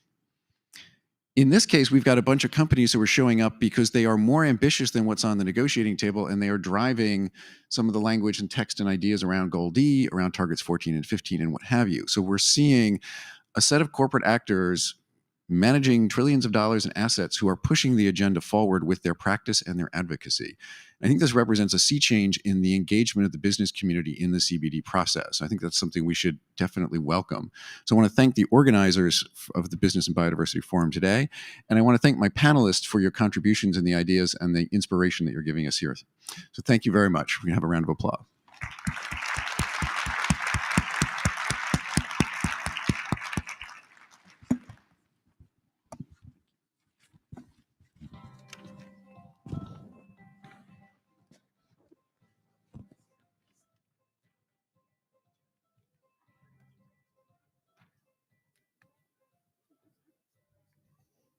Thank you.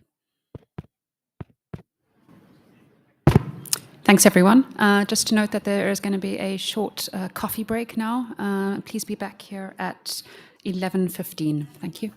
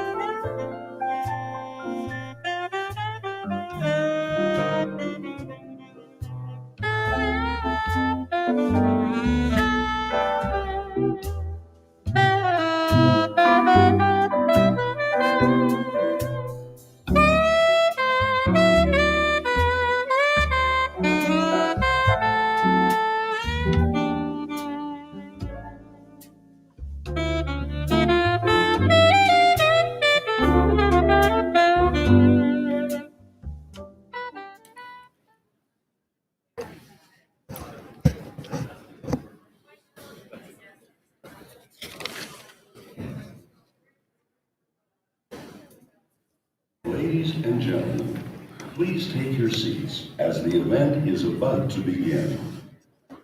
Mesdames et messieurs, veuillez prendre place puisque la séance débutera dans quelques instants.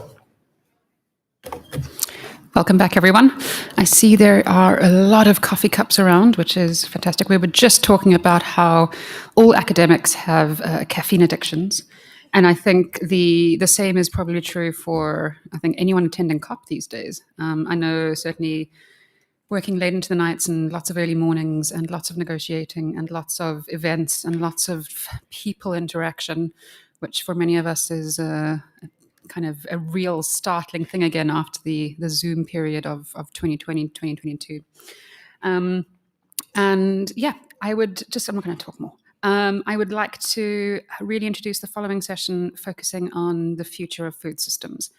I spoke at the very beginning of the morning around how passionate I am on this topic and how it's so incredibly important to address in terms of finding a nature positive future, in terms of biodiversity, in terms of feeding the planet, in terms of resilient ecosystems, both to climate change and to biodiversity change and to this great big extinction event that we are currently experiencing. So without further ado, let me introduce you to Martina Flankenstein. Martina is the Global Policy Director of WWF International. Martina, I'm really looking forward to this panel. I think it's going to be really fascinating. And the floor is yours. Please feel free, speakers, to also, if you would like to remove your masks while speaking. Thank you. Thank you. Thank you for the introduction. And I would like to invite my panel, which is a very exciting panel. I think we will get a lot of inspiring input. And let me first ask Stefania Avanzini. She's the head of One Planet Business for Biodiversity, or B2B, which is an international cross-sectional, action-oriented, I like this, business coalition on biodiversity.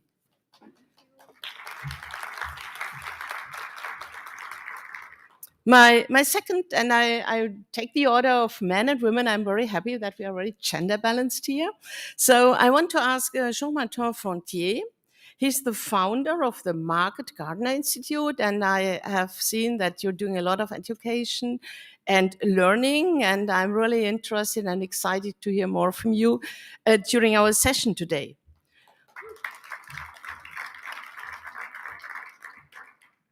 Our next panelist is Rachel Kolbe-Semmerhorn. She is the Chief Sustainability Officer of Invivio, which is a French company. And also we will hear more about what you're doing during our discussion today.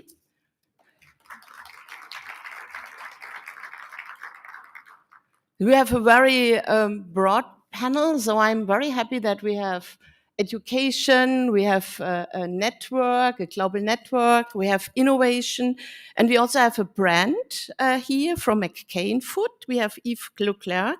He's the Global Director of Agriculture Sustainability, and happy to have you today in our session.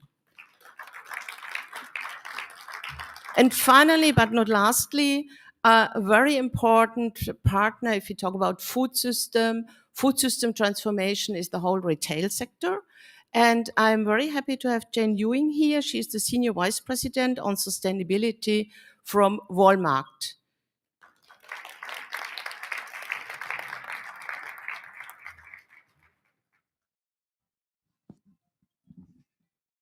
So I move forward to also sitting here with you. We are very delighted and that we have this session here on the Business and Biodiversity Forum on food system and food system transformation. I think we are on a very important journey at the moment. So we started in 2021 with the UN Food System Summit, which really brought food system transformation in the focus. Knowing that we have a triple crisis. We have a food crisis on food security, we have a climate crisis, and we have a biodiversity crisis. And I just came back from Sharm el-Sheikh. It's only 2 weeks where we talked about also solutions to reduce greenhouse gas emissions from fruit production and consumption. And it was really encouraging to see that on this journey also food made it to climate. We had, and some of you also, I know that some of you have also been in Sharm el-Sheikh. So we had really a broad discussion on food. We had several pavilions, we had a lot of events, and it was encouraging to see how the discussion has started on mitigation and adaptation from food systems. And now we are here in Montreal, and I think the journey just started. And it's very important and crucial also to get the integration of food system in the global biodiversity framework. And the discussions are still going on in the rooms there. It's especially on target 10 and target 16, target 18, where we think it's really important on the integration of food systems. And having said this, and knowing that 70% of biodiversity loss is due to unsustainable food production, there is an important role from the government side, but there is also an important role from the non-state actors. And this is especially why we are here to talk with you from the private sector, what the private sector is doing, can do, and also what maybe are the challenges if we want to change our food system and what needs to be done on this pathway. And I want to start with you, Jane, to talk about a little bit about what Walmart is doing. Maybe more also for those who didn't know that there is a lot of things happening already on sustainability. Just let us know what's happening, what's doing, and give us a little bit some insights. Good. Thank you, Martina, and thank you for the opportunity to be part of this really important conversation. So, as many of you know, Walmart's a fairly large retailer, and we feel we have a very big responsibility to this agenda. We sell a lot of food, and we want to do it in the right way. We take a shared value approach to how we operate. So what does that mean? It means that we think about all of our stakeholders through our business lens. So yes, of course, our customers. Yes, of course, our shareholders. Our suppliers are a very important partner to us. Something I'm personally proud of, given the role that I do, is we actually have the planet as a stakeholder in our corporate strategy. So everybody who works for the company understands that. So I think that's a very important starting point. We've made a commitment. We've been on the journey for sustainability a long time. We think about climate, nature, waste, and then people and supply chains. They're the key components of what we work on. And they are inextricably linked. You said it, Martina, the link between climate and nature. We're not going to fix one without the other and vice versa. We have to make those connections even stronger. And we've been doing a lot of work for many, many years, but we knew it wasn't enough. So 2 years ago, we set a commitment to become a regenerative company. We know that's a big, lofty ambition. We know we've got a lot of work to do, but we're very committed to how do we make sure that we put more good in than we take out. And we do that through a number of different ways, but as it relates to the food that we buy and sell, how do we sell our commodities more sustainably? How do we use philanthropy and to build out systems, place-based solutions? And I'm happy to talk about all of those later, but that'll give you a sort of a quick overview of some of the things we're working on. Yes, thanks a lot. And I really have some more questions and want to learn a little bit more what you're doing, also how you measure your success. I think that's also something. And, we as NGOs are always looking, but let's post this for the next round. Rachel, I want to ask the same question to you. Could you explain a little bit what you're doing, what your company in Vivio is, and what's your vision is on the topic of food systems and biodiversity? Sure, thank you, and good morning, everybody. In Vivo is a French agricultural cooperative. We actually are a cooperative of cooperatives with about 200 French agricultural cooperatives in our union. We're also a company who is working on all types of biomass production because we actually have gardening in addition to working with the farmers. And 2 years ago, we became a purpose-driven company, and Société à Mission, which is a specific status in France, where we actually embark within our legal status requirements to live up to our purpose, and a certain number of missions that are for both social and environmental good. And this purpose that we're carrying is to see how we can accompany the transition toward a more favorable, resilient agrosystem using regenerative agriculture principles. And the way we're working on this, it means that we're not ourselves landowners. We're not the ones who actually control either. We're definitely in a value chain approach.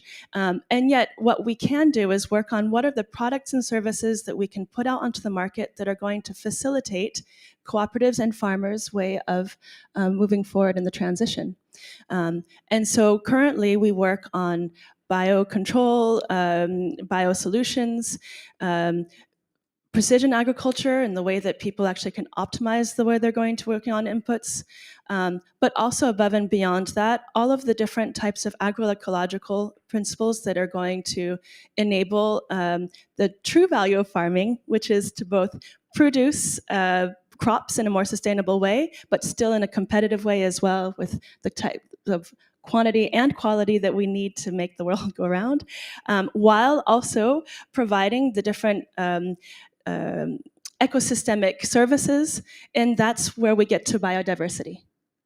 And so what we see actually is that for this resilience piece, to have a resilient agrosystem, we need to put in place the practices that are going to enable more healthy, sustainable cycles of water, soil health, biodiversity, carbon, nitrogen, all of it.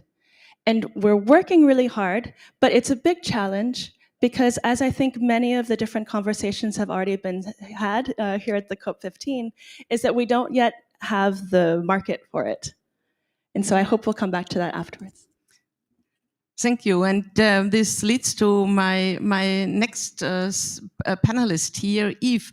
I think I don't need to explain who McCain's is, but the question is, well, maybe it's a bridge to build up the markets, yeah? And I think this is very often the problem, how to get a market for more sustainable produced products, more maybe agroecology-based products. So maybe you could explain a little bit what McCain's Food is doing and give us a little bit insight in your visions. Well, thank you very much. Well, just in case people don't know who McCain is, we are the largest French fry producer in the world. And basically, our company is a private company, and our founders were actually sons of farmers, basically. So the concept of farming has always been extremely present at McCain. We still farm as well in some areas. And really why we came to recognize a need for us to change the way we're growing food is by the realization that year after year, what we're seeing is that there's different areas of the world which are being challenged, especially with climate change.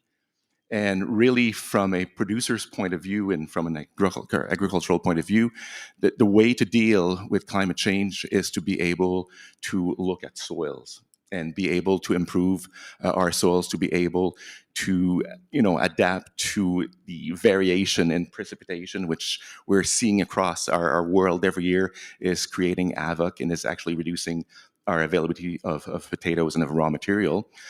So we really need to change the way we're doing it just to ensure that we've got our supplies of potatoes.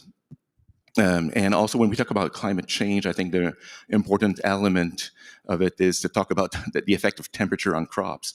And again, when you're thinking from an agricultural point of view, the way to be able to deal with increased temperature on crops is to be able to improve the availability of water.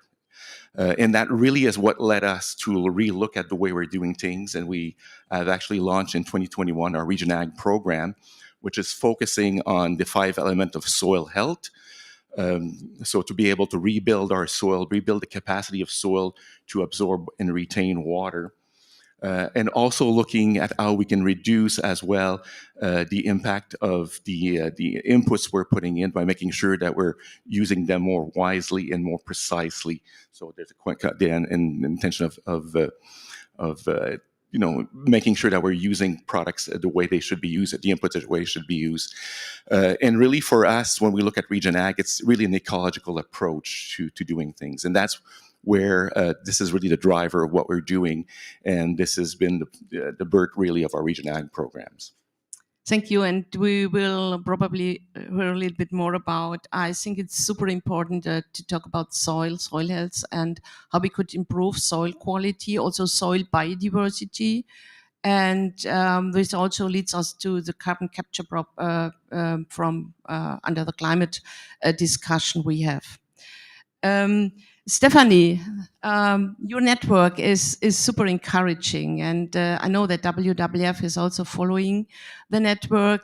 Could you explain a little bit on the history, what you're doing, where you are, and maybe also who are the members of your network? Yes, first of all, it's a pleasure to be here, and I'm also very delighted to see so many of my members on this panel. So I represent a coalition called One Planet Business for Biodiversity. We were born 3 years ago because our ambition was to reverse nature loss by transforming our agricultural systems. And we really betted on the need to scale more regenerative farming practices. And an important point that I want to highlight first, when we're thinking about agriculture, we also need to think beyond food. So we are a cross-sector coalition looking at textile, beauty care, and food, and across the value chain. So from farmer cooperatives like in Vivo all the way to retailers like Walmart. And what do? We're really here to be a convener of collective action. So when you're thinking about how do I align on principles, on metrics, and on the outcomes I want to measure from the transformation that even Eve, for example, from McCain was referring to. Then the second point is how can I enable collaborations across industry to transform our sourcing model at the district level? And last but not least, how can I advocate for a more enabling environment? I hope we'll talk more about it, but there is the financing of the transition, the cost of the transition, and the long-term model need a drastic shift.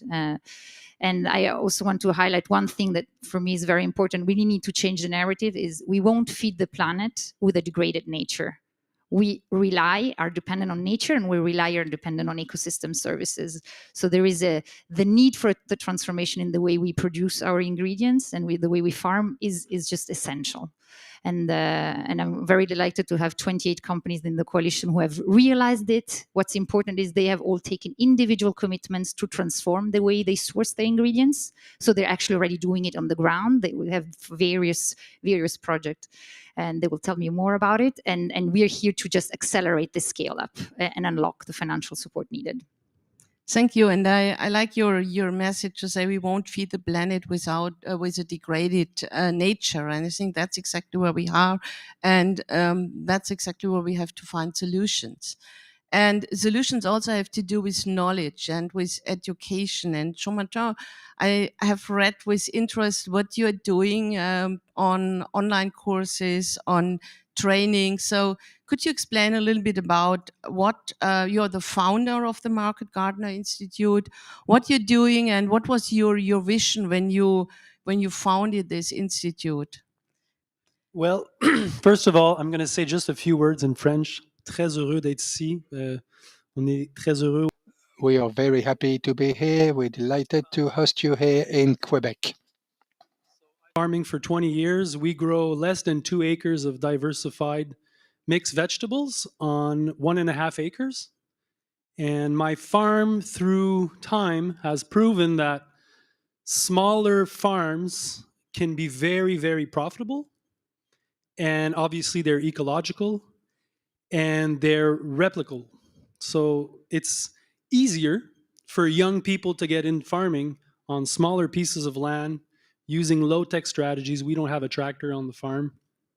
We use mostly hand tools, walk behind tractors, different tools that are scaled for smaller dimension of farming. So we call it market gardening because it's kind of a blend of both. And we sell directly to people at the farmers market, through CSA, through to co-ops. But the model in itself is proven to be very, very efficient in the work that we do and in the outcome that we get out of it. We feed more than 300 families, and we make $100,000 per acre of production. So when you compare to bigger size metrics or farms, it's very interesting. And then the idea with this is, how can you duplicate this so that it has an impact? And so that's the mission of the Market Gardener Institute, is to provide the know-how, the expertise, and the inspiration.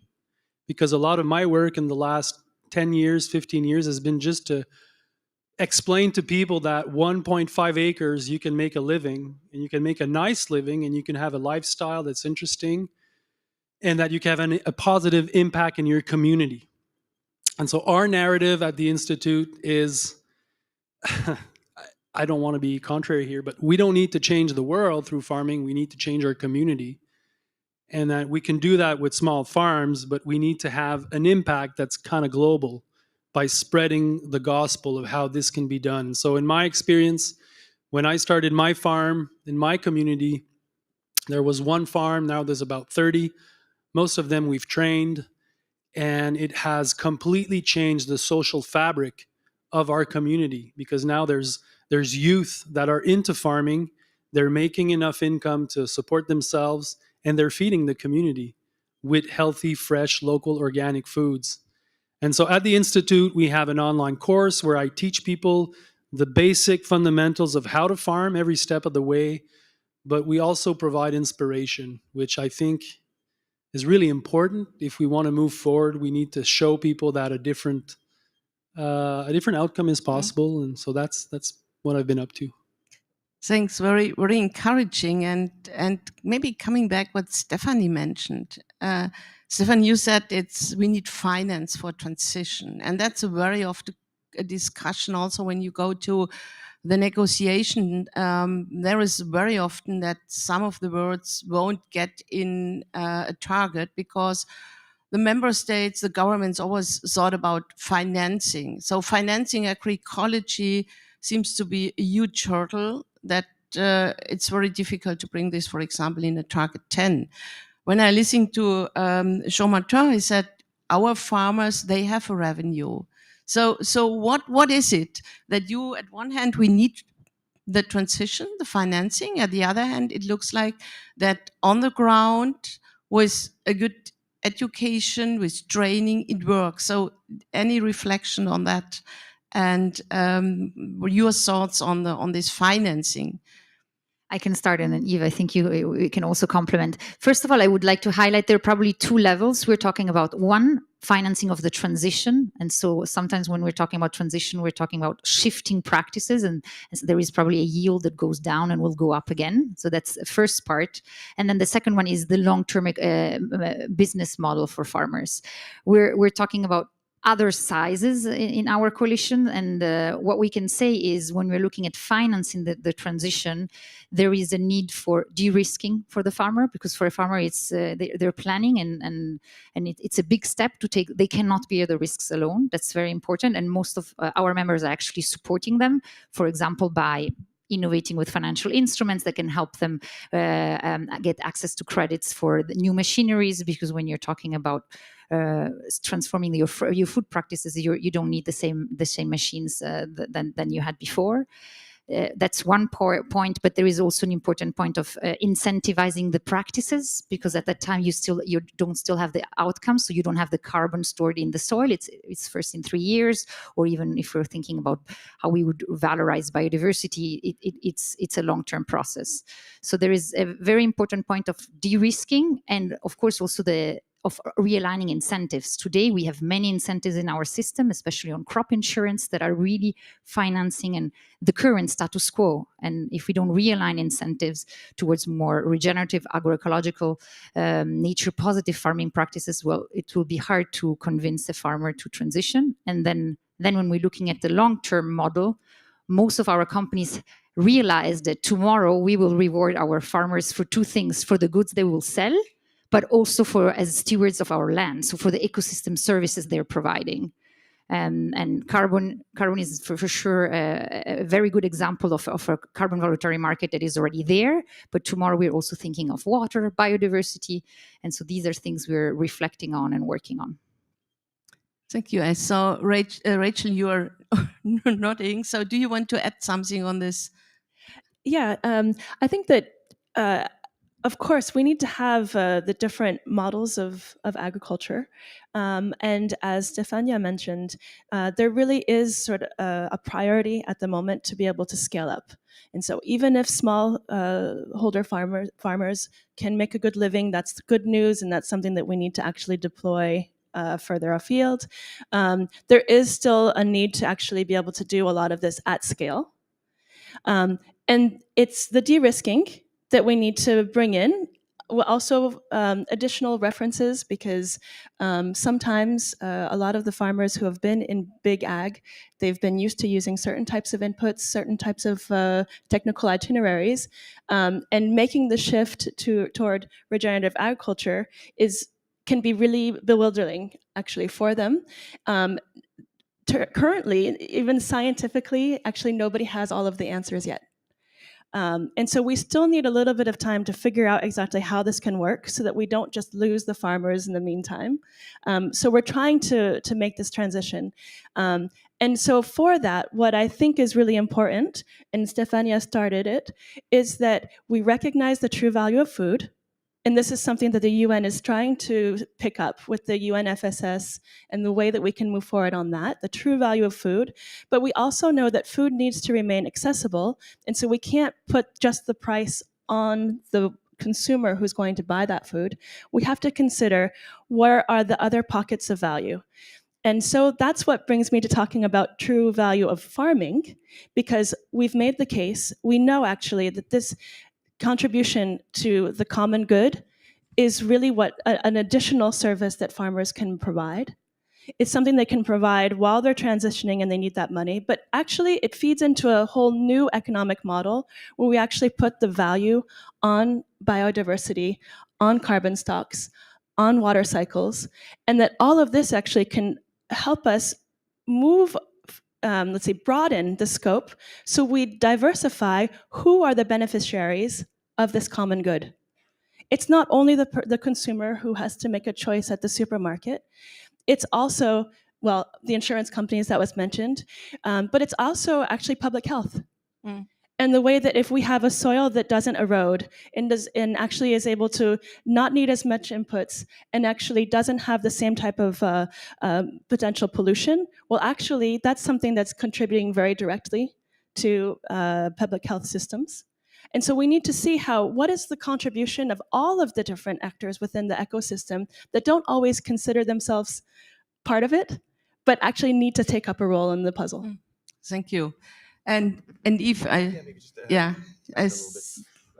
yes, I would wish that our growers could make $100,000 per acre. That would be amazing. But reality is that it's not the case. And I think and we're really truly in a transition, especially in our case, where our farmers are traditional farmers. They've been farming for the past 50 years by traditional method, I would say. So that transition needs to be accompanied by some ways of being able to help the grower financially, for sure. I would like, though, to also bring up the need for education. And that's something that in our program we're really focusing in the initial phases is how do we start talking to growers about doing things differently a little bit. And when you do things differently, especially in large commercial farm, there is a risk level. And this is where the financing is so important too, is that we need to be able to have some good financing to be able to overcome that transition period.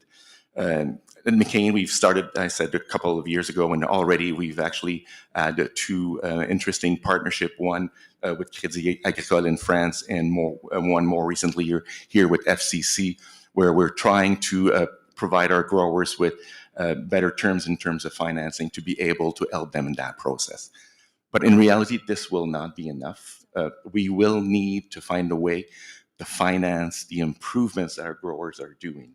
And how this is done remains to be seen, but there is a need, if we really, really want to move forward rapidly, to find a solution to that. One way could be, and that's something that we're actually looking at McCain's, is looking at how we could ideally monetize the changes in soil biodiversity. We've been working now for 3 years with University of Guelph using DNA barcoding methodology, and what it is basically is, I think often people refer to environmental DNA analysis. So what we're doing is we're scanning basically our soil and understanding everything that exists in those soils, whether it's the bacteria, the fungi, the arthropods, but also even what that technology does allow us to do is also measure the insects and the birds and the mammals that are actually interacting in that soil. And within now at Farm of the Future, it's also one of our flagship project that we've got at McCain, where we already just started 2 years to introduce new methods of practice. And what I mean by that is having a lot more diversity of the crop that we're growing, especially with cover crops, green manures, introducing multi-species, and looking at rechanging the amount of biodiversity of the crops that we grow. And within even 2 years, we were able to see that we're able to actually change from a quantifiable measure using DNA barcoding, changes in our fungal population at the soil level.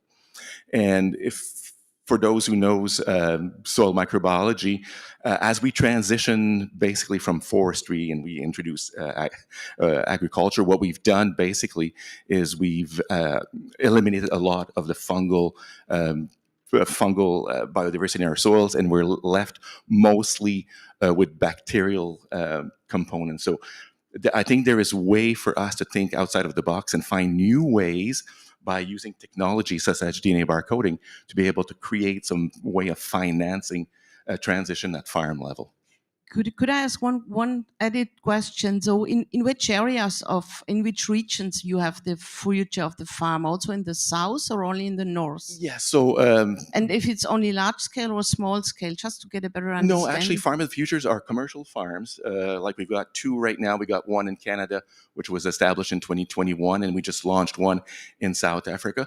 And the aim is to actually build commercial farm to be able to demonstrate to our growers, which tends to be larger growers, the potential of doing that. So we call it walk the talk, so to speak, at McCain, because we're actually doing what we're asking our growers to do. Okay, very, very interesting. And Jane, over to you. How do the consumer honor, let's say, this better produced product? So we know there is a community for organic, but on the conventional market, how does consumers' perception is on having a product which is, let's say, biodiversity positive? Yeah. So how to communicate this to consumers? Is it something you do with Walmart? And that would be really interesting to get your lessons learned on that point. Yeah, it's a great question, and I wish I had the perfect answer. It's definitely a journey. I just on the previous point, I would reiterate the importance of the point you made on education. Change is hard, and we need not just individual companies. We need collaboration. I know this is a cliche, but we work with multiple, many of our suppliers. We work with partners. We actually work with WWF on some farming initiatives in Northern Great Plains. And we need policy that's in a favorable direction as well, because if that's working against and they're getting subsidies for old ways of working, we're not going to move forward fast enough. So that's a critical, many critical enablers. In terms of the customer, it's complicated. Like we serve everybody. Walmart's very known for serving the underserved and providing affordable food to communities that maybe didn't have access to fresh food in the past. So one of the things we're very mindful of is that this can't be something for the elite or the people that can pay more money. So how do we make sure that the right sustainable practices are finding their way into mainstream foods, not just niche products? So for us, there's a number of different ways we do that. We think about what are the commodities that we sell and how do we ensure that they are sustainably sourced? And that can be through and then how do we show that to the customers? So certifications, for example. So if I take something like coffee, how do we make sure that our coffee is sustainably sourced and that we have the appropriate certifications? We work with many of our NGO partners to make sure we're using the right credible certifications, and then we show that to customers on the packaging and online. But it can be somewhat bewildering for customers, and some are very well educated on this, others less so. But what we've learned is over 50% of sales growth across North America. This was a study by NYU, stern. 50% of the growth came from products that had some kind of sustainable claim. So we think it's our role to make sure that those are credible, they're based in science, and therefore we can show the customers. So we see there's still a lot of, most customers care about this. They don't understand it fully, and if it's too complicated or too expensive, they won't do it. So we work with our supplier partners to say, how can we tell that story easily to customers so they can make good, affordable choices? Yeah, Jane. Yeah, I totally agree. And I just wanted to bounce off of that because at Envivo, we're putting together, well, it's sort of a private label, it's true, but it's called Semence du Sens. So we could call it sort of sowing positive impact, I guess, if I would liberally translate it. And it's really something that we're developing with our farmers, so large-scale farmers as well.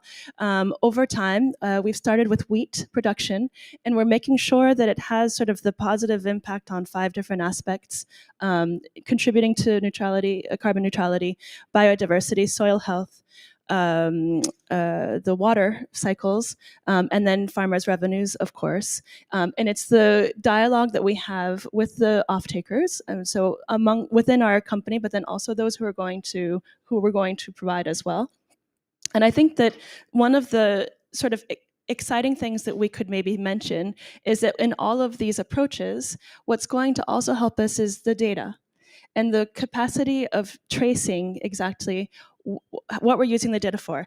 There's what Yves was already mentioning, greater access to more knowledge now, and then the way that we can actually pick up and embark that knowledge in a way that then can be visible for the other members along the value chain. And this is already a way of connecting so that consumers can have the right information, but also, well, everybody actually can make the right choices along the line so that there's actual momentum that grows among us all. Thank you. Stefanie. Yeah, with pleasure. I wanted to highlight another important aspect. I think one of the key strategic shifts that we have highlighted here is about soil health. So in the importance of improving soil health, and we have, I think, our panelists have beautifully shown why. And I wanted to highlight another link that is coming, and there is growing scientific evidence on the fact that, well, healthy and nutrient-dense soils actually bring about nutrient-dense crops that are grown on the soils, and eventually you can imagine that a nutrient-dense crop is then better also for your own health, and also has a better quality if you're using it for fiber. So I think this is a nice link that we're seeing, and can also contribute to the on the valorization to consumers. And another important aspect that I want to highlight is, and probably you can also relate better to that, is when we're talking about regenerative farming practices, we're talking about more diverse crops or ingredients at the farm level. And ultimately, what does it mean? This needs to be translated if we're talking about food, for instance, in more diverse ingredients in your food, in your diets. And so this is a key strategic, key lever that we also need to work on crop diversification, ingredient diversification, if you really want to scale these practices. And I'm highlighting that because when you're looking from production to consumption, this is an important element. But I also want to acknowledge that, at least when I'm looking at members in our coalition, we're still at the beginning. We're at the beginning of raising awareness, publishing reports that really highlight our dependency on few staple crops, and doing pilot projects on this. And there is also an important report that was published 3 years ago with WWF on the future of foods, so highlighting the foods that are necessary. But I want to acknowledge that when you're working with companies that have a very, very strict innovation and renovation projects, this is a hurdle. And I would love to hear how you are actually also valorizing ingredients, because I think you have a successful model selling directly to consumers and have probably overcome this hurdle. Thanks for pointing out this. I think it's super important to talk about this agrobiodiversity, knowing that 45% of our calories are just coming from 3 crops, from maize, rice, and wheat. And this is a problem not only in the north, but it's a huge problem in the south. Yeah, and if you talk about nutritious and healthy food, that's really something we have to scale up. We need to have more varieties. We need to know, and this leads me also to education, how to deal with new varieties and other varieties, and to have more crop diversity. And yes, Jean-Martin, maybe you could explain a little bit what do you do and how you use these online tools. I've seen that you're offering online farming training courses. How does it work, and who is the target group you are reaching out, and how could we do let's say online farming practices? Yeah. So I'm really curious to hear a little bit more how it works. I think it's super interesting. Well, first of all, I love this panel, and I think that the ideas that are proposed on the panel are very amazing. I'm really happy to hear them all. There's obviously diversity of actions that can lead to increased soil health, increased biodiversity. Protection of the watersheds is also very important. And in all of that, whenever we talk about farming, there's always this importance of having young people invested in farming. That's very important because there's a lot of farmers that are older, and in many instances, there's not enough people to take their farms because the farms have grown to be very big.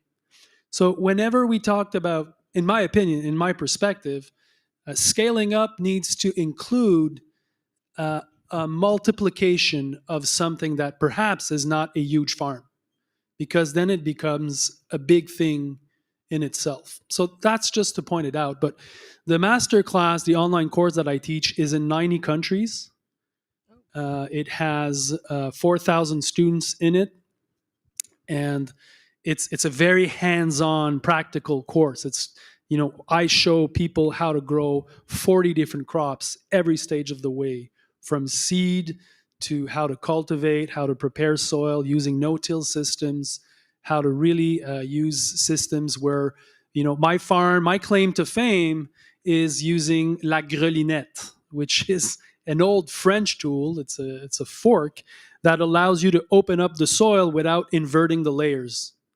And just that is really amazing. And most of the research done on regen is about not plowing and not overhauling the soil, because there's soil ecology, and then when you play with that, you disturb it.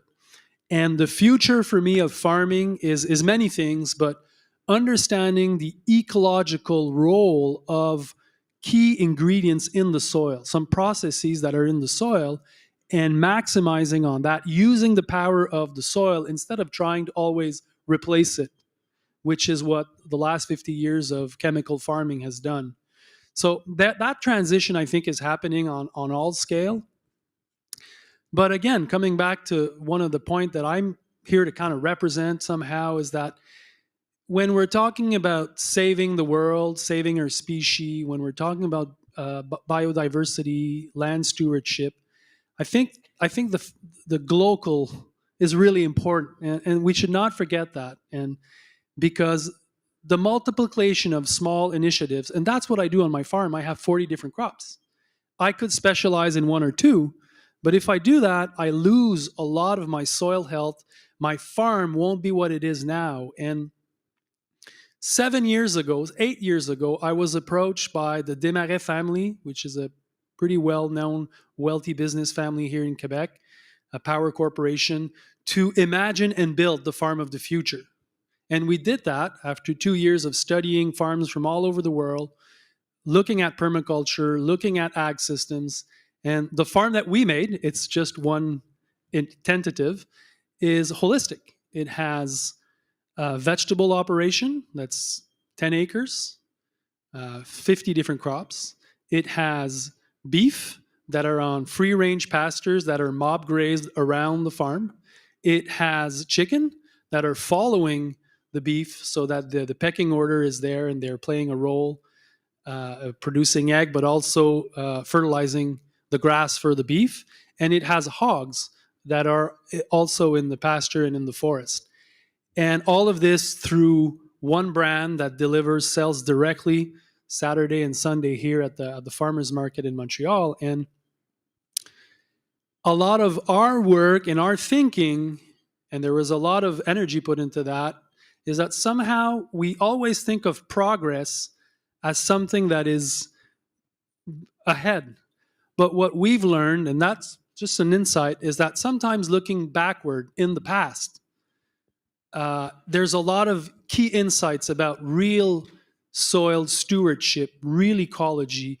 And if we take France before the Green Revolution, before World War II, the layout of the land with thousands and thousands of small farms, it's a very positive image of where we could be heading. I'm just proposing an alternative perspective. That's very, very interesting. I see. Yeah, if I may. I like the discussion. It's a very, very good interaction also between the panelists. I love what you just said. It's interesting because obviously we deal with a lot of mature farmers. And the first reaction we had when we had our first field day at Farm the Future, where we did try to reintegrate animals on the farm, was that you're not going to bring us back to what my grandfathers did. So like our growers see that as a step backward, but in reality, it's not. So again, it's so important for me that we kind of re-look at the way we're doing things, and true education. And biggest thing to me too is engaging younger generation. If you spend 50 years of your life, growing a crop the way you've learned to do it, it's really hard to change. However, what we're seeing since we've been introducing the Region Ag program, we have internship program at different universities, and there's a lot of interest from younger generations, and also the younger generations of our growers. So basically, they're sons, and they're really the one that are starting to bring new ways of thinking at the farm and reintroducing those elements. So I think what you're doing is just amazing, and I think what we do need to emulate what you're doing, but at a larger scale a little bit. Yeah, but very interesting. Yeah, no, that's super interesting, and I'm a little bit more curious and to understand. So one thing is we need to scale up. We are here more with the northern classes. My question is also, which of the models you are following up could help also the smallholders in the south, in the global south? So 80% of our food is produced from smallholders in Africa, Southeast Asia, in Latin America.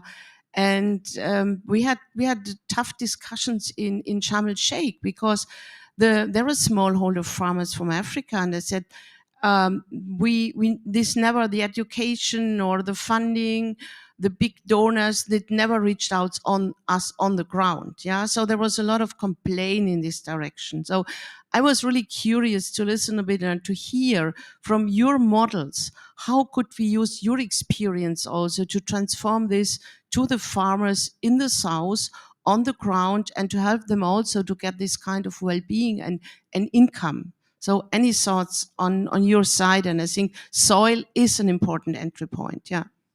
Well, we're not there yet, but we are going to launch our program in India. And in India, we have roughly 1,600 growers. So this will be our challenge. It's all small operation. Largest is probably like 5 or 6 acres. So, but a lot is, an acre and a half, 2 acres. So we do have a plan in place. We're working with the team down there, but I can't really answer your question right now because we're just in the process of doing it. But it will be a challenge. But I think it will be possible because I'm looking, I've been to India a few times, and I'm looking at the relationship that people have with nature in general. And I think that those concepts will be able to permeate quite rapidly. The biggest thing is going to be for us to find ways of doing it that maintains revenue at the farm level and increase it. So that's going to be our challenge. So I can't answer your question right now, but we're going to be working on it starting in January. Yeah, we've been working on some projects in Africa. And I think for us, what oftentimes was failed in the past is that there would be projects that come in that are monoculture and that don't necessarily ensure that there's a market to carry. And so when I first started considering how could we work in Africa, I heard horror stories of amazing, technical people going in, helping the farmers produce more tomatoes, only then to have their tomatoes spoil because the market would suddenly be flooded by too many tomatoes, and then they were all of a sudden gaining even less money, having put in more effort for just this one crop. And so the way that we're working, we have an interesting project in Nigeria, but I'm also working on a new project in Ethiopia, is actually working on the biodiversity, the agrobiodiversity, sorry. And so looking at, okay, if there are some already mainstay crops that they're used to doing, what can we integrate into their rotation in a regenerative approach? But then with that integration, how can we also group together with other companies that are on the ground to ensure that then there actually is a market access for those additional crops? And we know, for example, that integrating legume in a cereal-based rotation is something that's going to be very positive, both nutritionally and also agronomically. And so these are the kinds of things that we're looking at, the right types of diversity to integrate into the rotations, making sure we have the markets there. So we have to actually go with a sustainability approach, meaning the triple bottom line. We can't just look at it environmentally. We can't just look at it socially. We can't just look at it economically. We have to see how we can actually put in a system that's going to carry forward the three principles. If I could just add to that, I think that holistic approach is so critical, and we've actually been working on this for quite a number of years, primarily through our Walmart Foundation versus directly through our business, primarily in Central America, Mexico, and India. And we've been working with smallholder farmers to help them increase capacity, support soil health initiatives, and one of the key things is working with groups on the ground. It can't be some big old company coming in and telling them what to do. It's how do you work and partner on the ground at the smallholder level, and we've seen some great impact on that work. But as I said, it's primarily philanthropic at this point, but ultimately it does help. Where we're sourcing our produce and things from Central America, for example, that started to impact positively those suppliers as well. So, but that looking holistically is just critical, because you can't just think about one angle. Right. You have to think about, we've had many of these smallholder farmers impacted by climate change, right? So how do we help them to build more resilient farms so that the next time there's a climate event, their crops aren't destroyed? Yes, Jean-Martin, you're raising your hand, and I think also I'm excited about this question because from what I've observed in my experience is resiliency is a very important word.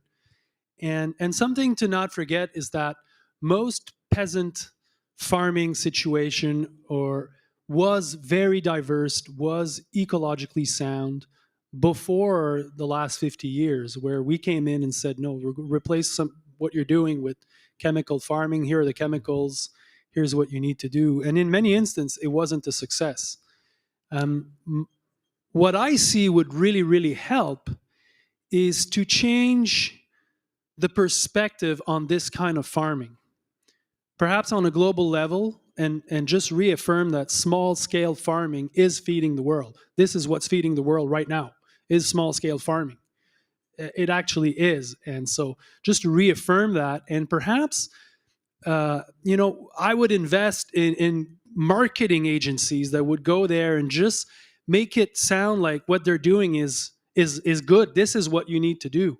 Instead of always having this perspective that they need to somehow change what traditional ecological farming is, to re-emphasize that this is the kind of farming that we actually want, because it's localized, it's based on ecology, it's human scale, it needs to be profitable. And perhaps they need, I don't know, some help. That's what I've observed over the years, like basics of accounting, basics of marketing, basics of sales, and they need a market. So again, we're coming back to education with the products that they're growing. If people knew how it's produced and it's healthy for the soil, healthy for the community, then people would be inclined to buy that instead of buying what they see on TV, which is in many cases from the global markets that are flooding their own market. And so short idea is just to re-emphasize that small-scale farming is actually feeding the world, And that's something very positive that we should celebrate. And that doesn't mean that large-scale farming is bad or evil. We need that too. But both can work together.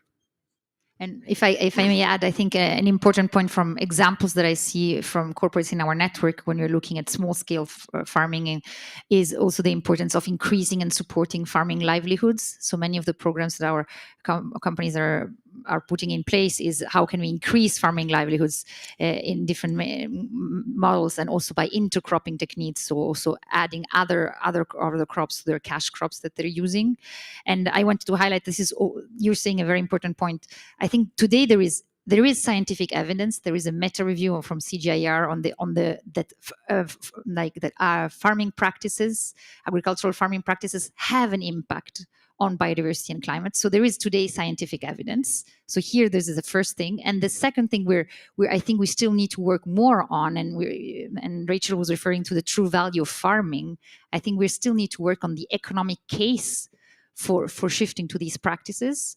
And this is, as an example, also some work that we're doing at the moment, really trying to highlight what is the transition cost, to also define which actors need to pay for it. And an important point, we haven't pointed it out because it's the private sector, but an important player are subsidies. So the importance of repurposing subsidies, all environmental harmful subsidies, is something we're advocating for. And so I just wanted to highlight this element is probably something we need to still crack. So when you always gave me the keywords I have on my list, that was the next one, especially on the subsidy. And I think this is really, we have 540 billion are harmful for biodiversity.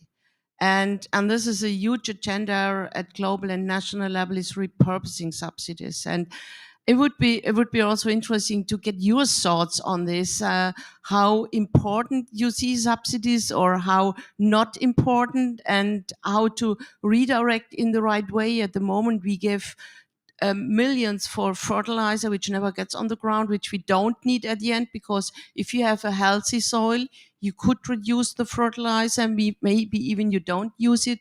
So that's a little bit also something which is also discussed here in, for example, in Target 18, when it's about financing of biodiversity.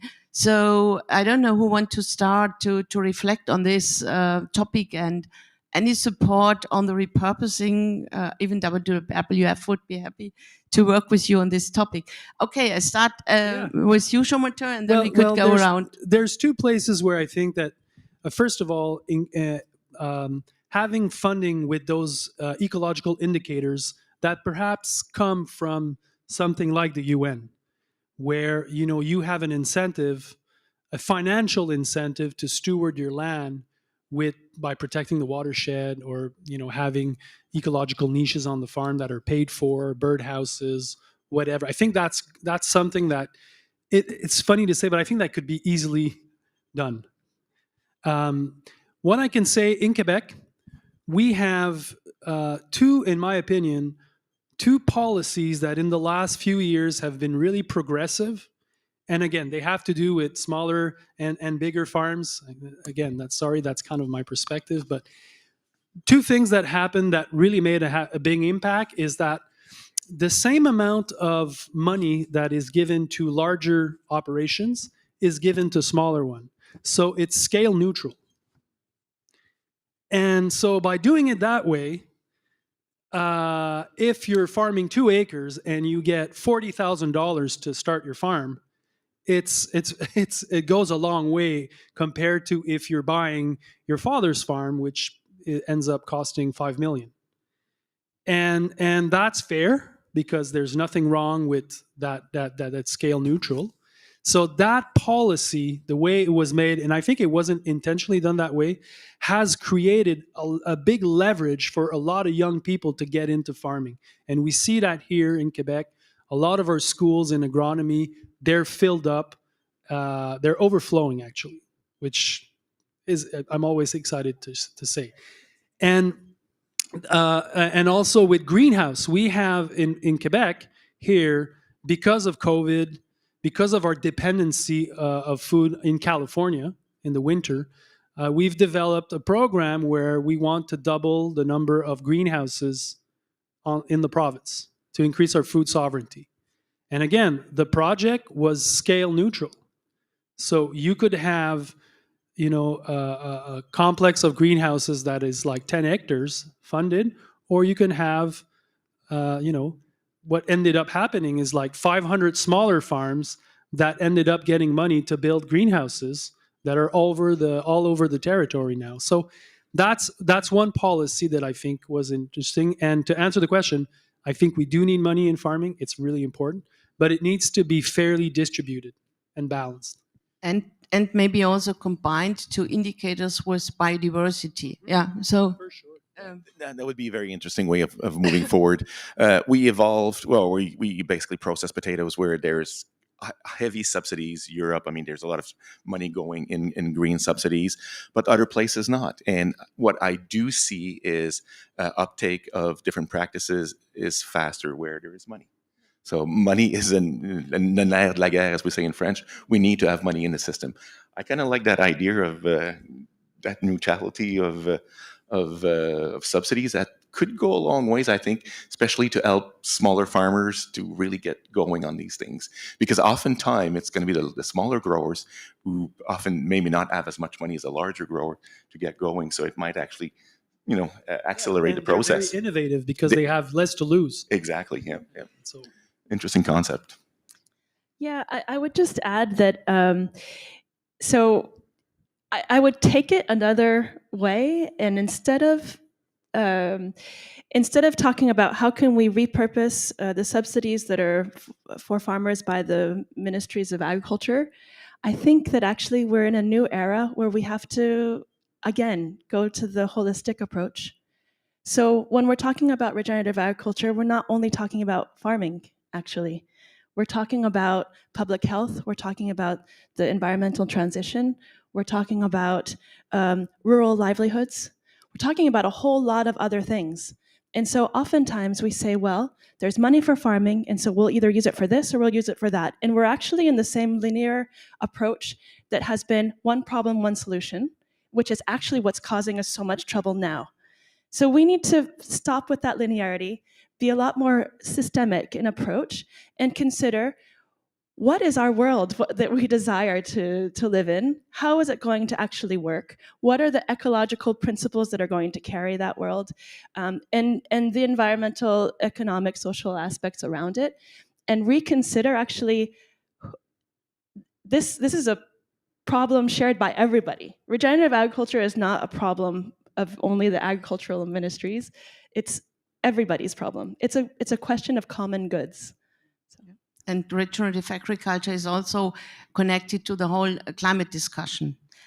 So we had now a very intensive discussion about the production on the ground. And I think just to summarize, and it's encouraging to hear your voices for agroecology, regenerative practices, on soil health, soil biodiversity. So I think that would be something you have to carry over to the next room where the negotiators are sitting and fighting about wordings. But the food system is more. So another end, I would like to go to if you talk about the food system, it's a production, but also it's the food loss and waste. And I think this is also, it's the post-harvest losses, but it's also all the food we lose in the retail sector. And I'm looking at you, Jane from Walmart. What do you do? I think in this discussion, and which leads me also to the consumers. The consumers also have a role if we want to tackle or want to have a more sustainable food system. So it's not just only the farmers on the ground, it's also the behavior of the consumers. And I think the food waste is one of the topics which you are also have a very, very good agenda and a very, very good approach. And it would be interesting to hear a little bit more from you on that. Yeah, thank you. It's a massive issue. I think we all know that a lot of food that gets produced is wasted. And I think, again, as we've been talking about before, it's about looking holistically and looking at the whole chain. So, as a retailer, we have to look all the way back to, to the farm, or indeed the ocean, or indeed the forest. We haven't talked about that this morning, but it's, our food comes from all of those areas. first of all, for us, it's, how do are we ordering the right amounts of food? So again, using data and technology to try and ensure we're ordering the right amount of food to meet demand. And not too much. And then how does it process all the way through our supply chain, from our suppliers, from our McCain's of the world, all the way through our distribution network. At each stage, there's a possibility for food loss. So trying to have efficient systems that are ordering the right amount to go to the right distribution center and then onto the right store. Once it gets to the store, we hope we have the right amount for our customers, but we know that doesn't always happen. So when we do have excess food, we've worked really hard over the last few years to make sure it's going to those who need it most. So we're actually the biggest provider in the US, for example, to Feeding America. Over the last 15 years, we've actually donated, I think it's over £6 billion worth of food. And this is very much about supporting the local community. So, we see ourselves, I'm so excited to hear, Eve, you talking about the importance of the local community. Yes, we're a big company, but we're part of the community where we operate. So how are we helping support those communities? So the food goes to food banks. If the food is already spoiled, we make sure it goes to composting, and where we can, it goes to anaerobic digestion, then to be used for fuels and things like that. So we do have a pretty robust system. It's not perfect. We have a commitment, SDG 12.3, to reduce by 50% by 2030. We're on track so far. We're at 18% reduction. Again, it requires partnerships. We're actually working, and WWF involved in this, the Pacific Coast Food Waste Collaborative, PCFCW. And that's a really cool initiative, because it's British Columbia down to Oregon, California. And the governors of those states have been partnering with a few different players, and we're involved in that to say, right, what can we do across the chain to really get food waste down? So there's lots more to do, but it's very, very much on our agenda. Thank you. Yeah, it's going to be important, especially as we transition to Region Ag. Obviously, when you change production system, it does change the impact. And not all the change that you do will work the first time. So we've noticed, for instance, in our case, when we start using a lot more cover crops, that we also have more insect damage. So that means on potatoes. So that means from our manufacturing colleagues that they need to work with us basically to say, well, that lot of potato there is not as good perhaps as it was 2-3 years ago, but in that transition period, we need to support the process. So we need to make sure that we're going to process those potatoes. We need to move in that direction. So it's always a dialogue, in our case, between manufacturing and agriculture, but it's important that we have that dialogue to make sure that we're using that material. Especially in the transition, because there is more interference in systems before it gets more stable. So, Jen, you want to? I was just going to say, I forgot to answer the part of your question about the consumers. So, how do we help educate consumers, on how to, what does best before mean, what does best used by mean, and then giving them tools to, freeze things, recipes to be used with food, and then just educating on the importance of, if you do have food waste, making sure it's not going into your regular trash and into landfill, making sure it's going composting. So we're working on that too. Yeah. Okay, Rachel, you Sure. Yeah, sorry. I just wanted to add a really hopeful example that I heard. It's not within our farmers, and it was actually a potato producer in Holland. And they were telling us how the new cycles, the way the climate is evolving, we are in Europe oftentimes having long periods of drought, then followed by heavy rains. And the soils don't know how to manage that. And so there was this really insightful example just recently where the regenerative farm and the neighboring conventional farm had two very different experiences because of the way that the soil was able to better survive, deal with already the drought. And then afterwards, the way it was able to absorb the water, which made that they were able to harvest closer to the expected time, as opposed to the others whose fields were then somewhat flooded and had to wait because they couldn't get the machines into the field because of the flooding. And so they actually lost a third of their production. So when it comes to food waste, it is true that also maybe on the farms with the regenerative approach, it's already going to help improve at least that part of the chain. Yeah, very, very interesting. Before we also will have the time for the audience to ask question, but I want to a little bit point out also the role of policies. So we had been in Sharm el-Sheikh where we discussed the new Coronivia, which is the agriculture agenda under the convention. We have food systems in the NDCs, the nationally determined contributions. We are here working on the hope to have a successful and ambitious global biodiversity framework. How important are these global frameworks for the work you are doing with your company, with your institute, with your partners? Knowing that food system transformation will not happen at global level. It will happen at national, regional, or like Jean-Martin mentioned, at community level. So, but it would be interesting to hear and to get your feedback on how important these global frameworks are, and especially have ambition frameworks for the future for food system transformation. I don't know who wants to start? Stephanie. I can start. For what we see is that I think they're critical to really get a clear sign that this is important. So effectively, as you're saying, it will trickle down then afterwards to a national level. But we need this collective leadership to say, yes, we're stepping up and taking and adopting a global biodiversity framework. And then we'll see how this trickles down to a national level. So the first thing I would say is critical for that. And then this also then triggers the attention of many policymakers on this. So for example, you were mentioning on COP27, we have advocated to make sure that food systems and agriculture are part of the NDCs, which is not yet the case. So this is quite important that, yes, we're not only thinking about energy and transportation, but we're really thinking also about agriculture and the transformations that are needed there.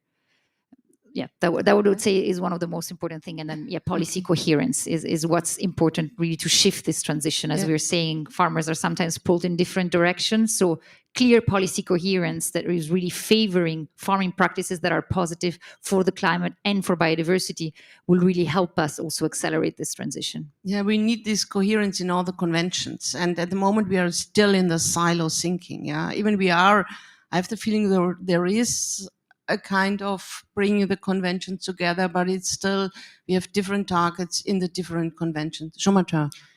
I think it's very important to have strong policy on a supranational level, and that's what leadership is. Just we need to make sure that we have the right people sitting at those tables with clear mind and a lot of experience and perspective. And the local press was really interested that I was invited at this event today, and that was the question that they were asking me. It was like, well, do you really believe that this can change something? And I was like, yes, it's important. And I think it's also really important to never forget that when we're transitioning from a chemical-based farming to an ecological-based farming, we need to have the industry less present in these kind of discussions, because chemicals and fertilizers and the green revolution that just occurred in the last 60 years, a lot of it was done because there was no leadership of how to farm otherwise. And I think that's very important. There was an economic motivation to go to farmers and sell them products, sell them GMO seeds, sell them whatever. Now we need to have policies that sell to farmers protecting biodiversity, not tilling the soil, protecting the watershed, growing food, healthy food, nutrient-dense food. All these incentives, they're not based on a commodity that somebody can monetize. They're based on common global good, and that needs to involve government. And yeah. So I will ask the question to all of you. So if you are the next. No, I think policies is very, very important. It is what will drive change to a large extent, I would say. And I think it's important as well that the policies of biodiversity and climate change are linked, because what I see as an agronomist is that it's the lack of soil biodiversity, soil health that is creating havoc at the farm level. So you've mentioned about the water infiltration, the water retention. This is what we need to deal with at the farm level. And to me, those two are interconnected. And it's the adaptation to climate change is going to go through biodiversity improvement. So I have to advise a little bit and to promote the Coalition for Soil Health. If you are not member, become member, because this is one of the outcomes of the UN Food System Summit, where we have set up, it's called CASH, Coalition on Soil Health, and we want to encourage you to be in this group. WWF is also supporting. So, and for me, it's really encouraging to hear this movement for soil, because 10 years back it was very hard to bring soil in the overall discussion, and even at that time European Union refused to have a soil legislation. Yeah, so you see, and I think we made huge progress. So and this shows also that policies and policy frameworks are important. Nadia, you. Sure. Yeah, I absolutely agree. The global frameworks are so important for us because it's really what gives a North Star that everyone then can try to figure out how specifically they're going to move there. We know also we need the financing. So having those kinds of frameworks that are common to all is also really important. We mentioned farmers being torn and pulled in lots of different directions. If we can sort of channel the way that we can understand better what behooves them, because they will gain in resilience if they move forward. It's sort of the no regrets kinds of solutions to move forward. All of that being embarked on a global framework is important, especially if it remains global, because then we know that the devil is in detail, and we have to keep the margin of maneuver at a very local scale, but always with this common goal at the end, without which I don't think that we will be able to move forward. I think it's been very well said. That framework is so critical to create a level playing field for businesses and for countries as well. It has to be based in science. I agree, not just because a few people have driven the wrong thing over the years. And I think it has to be strongly connected to the climate framework, but so that they are working in harmony, and that 1 + 1 equals 3, and they're not working against each other. I think that's so important. And by the way, I agree with you on soil health, like very critical. We work very closely with the Soil Health Institute, and building that knowledge and that capability is really critical. When we talk policy, when we talk policy, I think one thing that we missed is the research component too. To me, I think it's important that our research institutions, which are funded mostly by government, really start looking at those elements as well. It's not being done very much right now, so we need to make sure that there's investment in region ag, in biodiversity at the farm level. So encourage policymakers to invest in that. Yeah, and if people are not aware of the Rodale Institute, I'm an ambassador for Rodale Institute, and they're coining organic regenerative right now. I think it's also important to understand that there's a future for regen and organic, and that's a research institute where they're trying to prove the data, the science. And so if people are interested, you can look up Rodale. They're doing amazing work. Thank you for this exciting discussion, but I also would like to give the participants here the possibility to ask questions. I see there is one hand at the very back. Oh, there are a lot of hands. Okay. There was one very first at the, so I don't know who's going around with the micro. The others, yeah. And then we have here. Okay, let's take 3 questions and then we see. Okay, and please introduce yourself, your name and your background. Hi, I'm Jamie Luchek. I head the Tazo tea brand, and Rodale Institute is actually a partner that we fund. I'm trying to transition over 160 botanicals, spices, and teas to be regenerative organic. What advice, there's several of you I'd love to hear from, what advice would you give a company like me to make sure this is actually happening at the farm level? If you were me, what would you be doing? Okay, I will just take 2 more questions and then we could answer. So there is a question here and there is a question here, and then the next round. I don't know who has the micro. There is one in the, here. The one who is sitting with the micro, they could just open the micro. So please, over to you. Hi, thank you so much for the rich and interesting discussion.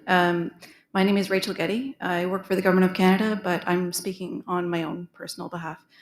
I'm really happy to hear about the work that's being done to support and build biodiversity into farming. We've heard a lot about how climate change and biodiversity loss feed off of each other. And I think we can agree that taking action on climate change will help, by extension, to mitigate the effect of increased temperature and water scarcity on crops. So I think we can all agree that part of the plan for food systems of the future must include consideration of climate change. So since we're on elephants today, I'd like to ask about the elephant in the room. Something I haven't heard from anyone here today. What about the livestock? I'm very surprised to hear that inclusion of livestock was even a part of the Farm of the Future plan. So my question is, how can we encourage and show leadership in addressing climate change and biodiversity loss without an open conversation on how to address livestock's effects on climate change? Thank you. And there is a third question, and then I will hand over to the panelist. Thank you. My name is Kobard. I'm from Bloomberg NEF. We're a research firm that looks at the energy and ecological transition. I'm very interested in the tension in the panel here between Jean-Martin and the rest of you, this tension about mixed farm methods versus broad acre cropping or intensive commodity agriculture.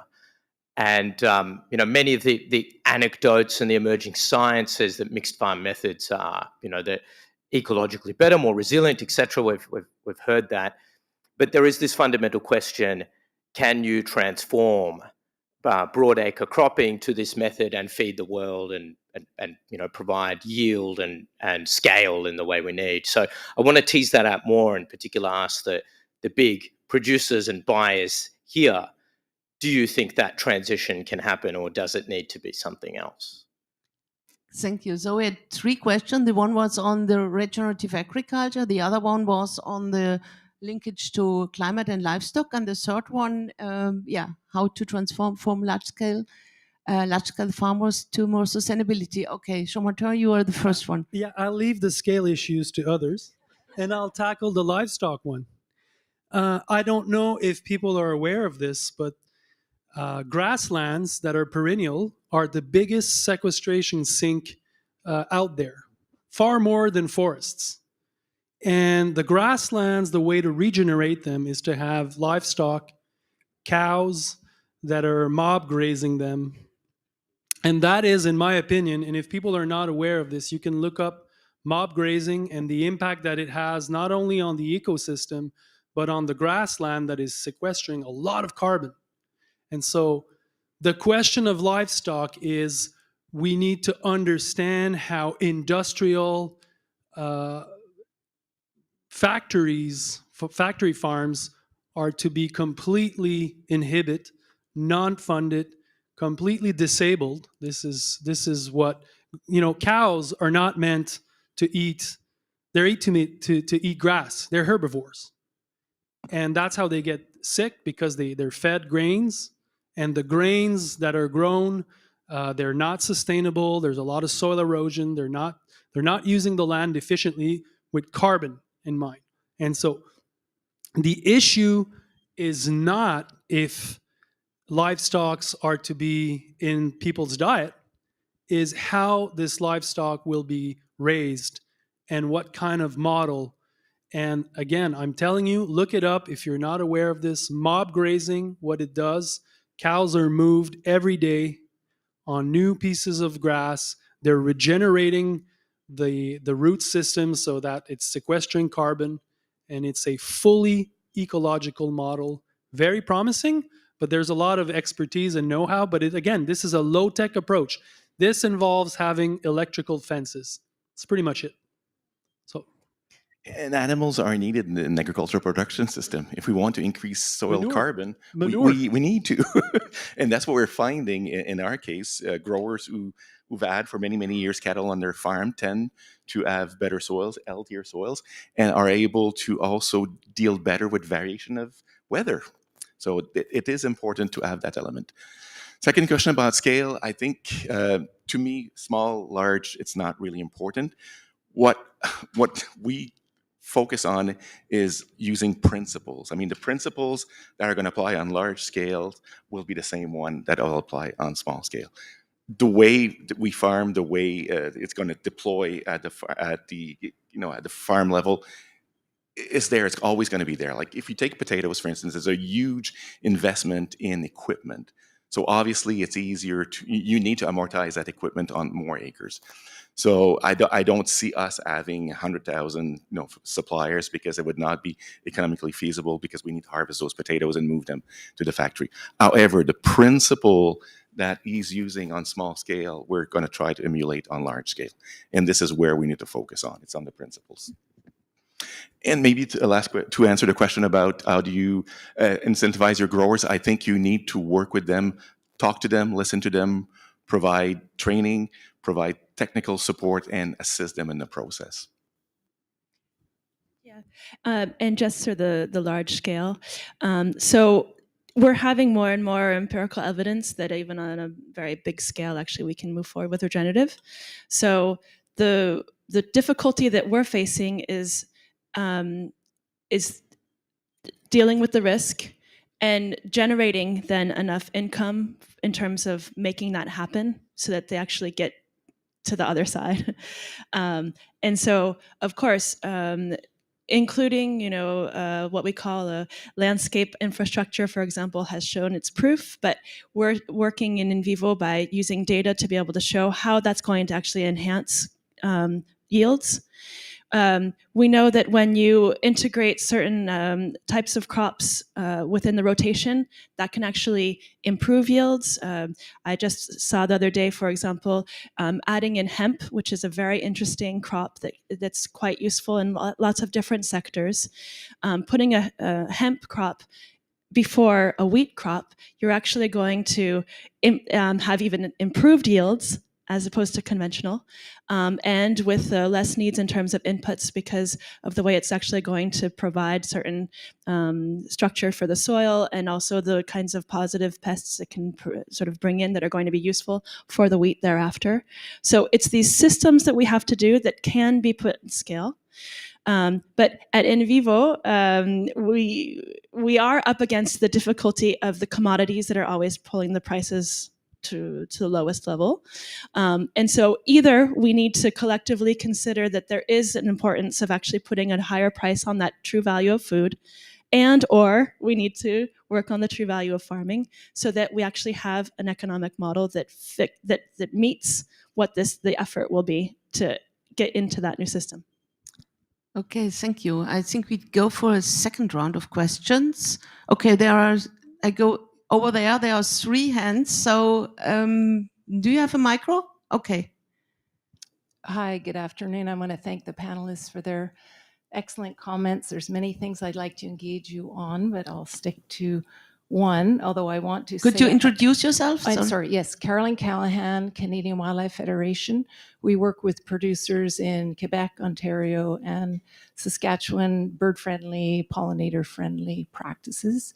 I do want to back up Jean-Martin's comments about perennial farming and livestock farming. From a biodiversity perspective, studying birds and insects, it's hay production, it's pasturing that has the highest level of biodiversity.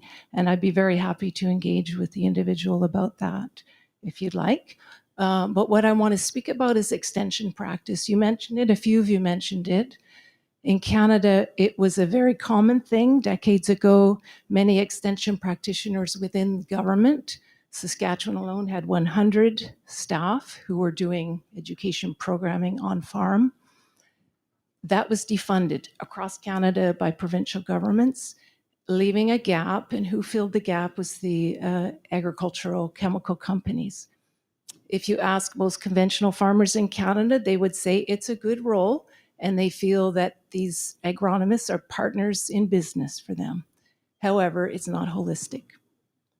It isn't about biodiversity. It isn't about climate change resilience. So I'd like to get thoughts from panelists about what you feel government's role should be going into the future on extension practice.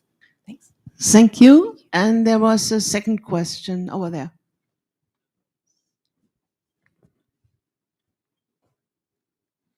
Sorry. Thank you. I'm Himangana Gupta from United Nations University, Tokyo. And this is an intervention, please, so you save on the answering time. So basically, we have the International Partnership for Satayama Initiative, and you mentioned about the Coronavia joint work on agriculture. So at COP27, it was decided to launch the platform to share best practices and best practices around the world on agriculture. So we have we work with around 300 organizations around the world, and we have nearly 200 case studies available at satayama-initiative.org, which talks about indigenous knowledge, traditional knowledge, and a lot of food plus forest dependence of the indigenous communities and how they manage their lands for the good of the people and also themselves. So please see that. And since I'm an Indian, now I'm talking on my own behalf, not on the behalf of International Partnership for Satayama Initiative. So I heard a lot of India going on here. I also heard about green revolution. This is a very recent debate that we've been talking about here, like also in India, that green revolution was really, really bad. But it's not that we didn't know how to do agriculture, but it's because of that intervention that today we are not only self-sufficient, but we are also the major exporters of food. We also make others self-sufficient. Hunger was the main concern at that time. And if we continued growing the kind of wheat that we were growing at that time, then we had to cut down more forest for the same level of production, because the production was very low. So it was very important for India that time to do the green revolution. So I cannot go back 70 years and blame something that happened, because maybe today we take a decision here, a sustainable decision, good for the world today, and 70 years later there's a conference where some youth are saying that you've done a bad thing 70 years back, and because of which we are suffering, we don't have food to eat.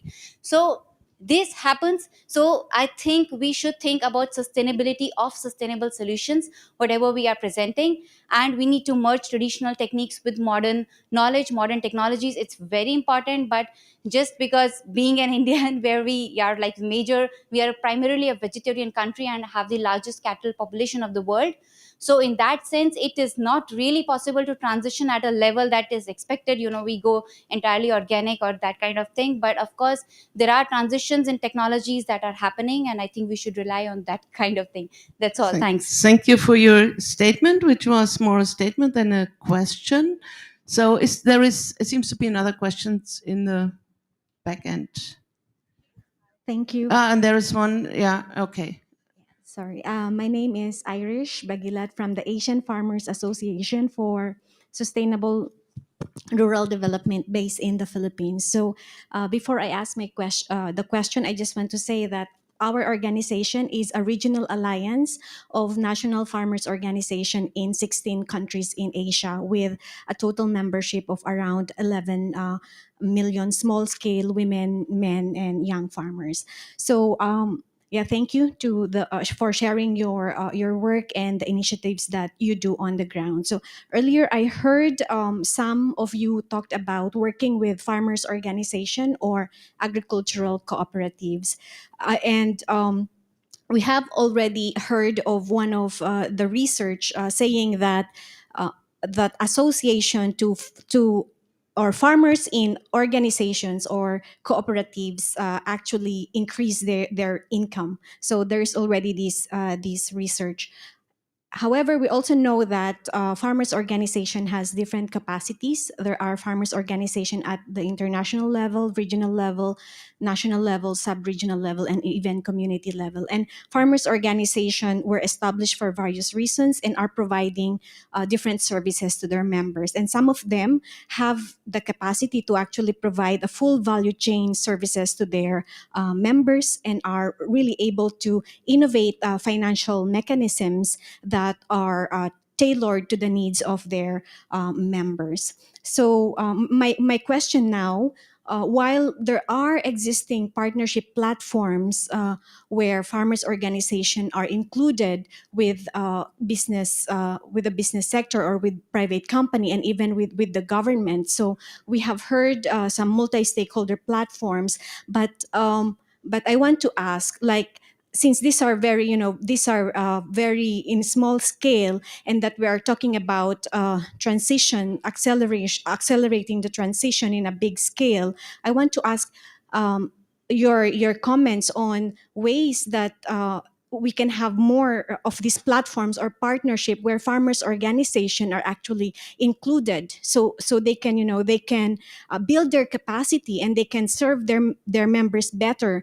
And this is very important when we talk about transition and building resilience, responding to, calamities in time sensitive manner. Thank you. And I think there was one question here, and then I think we go for the probably even last round on answers.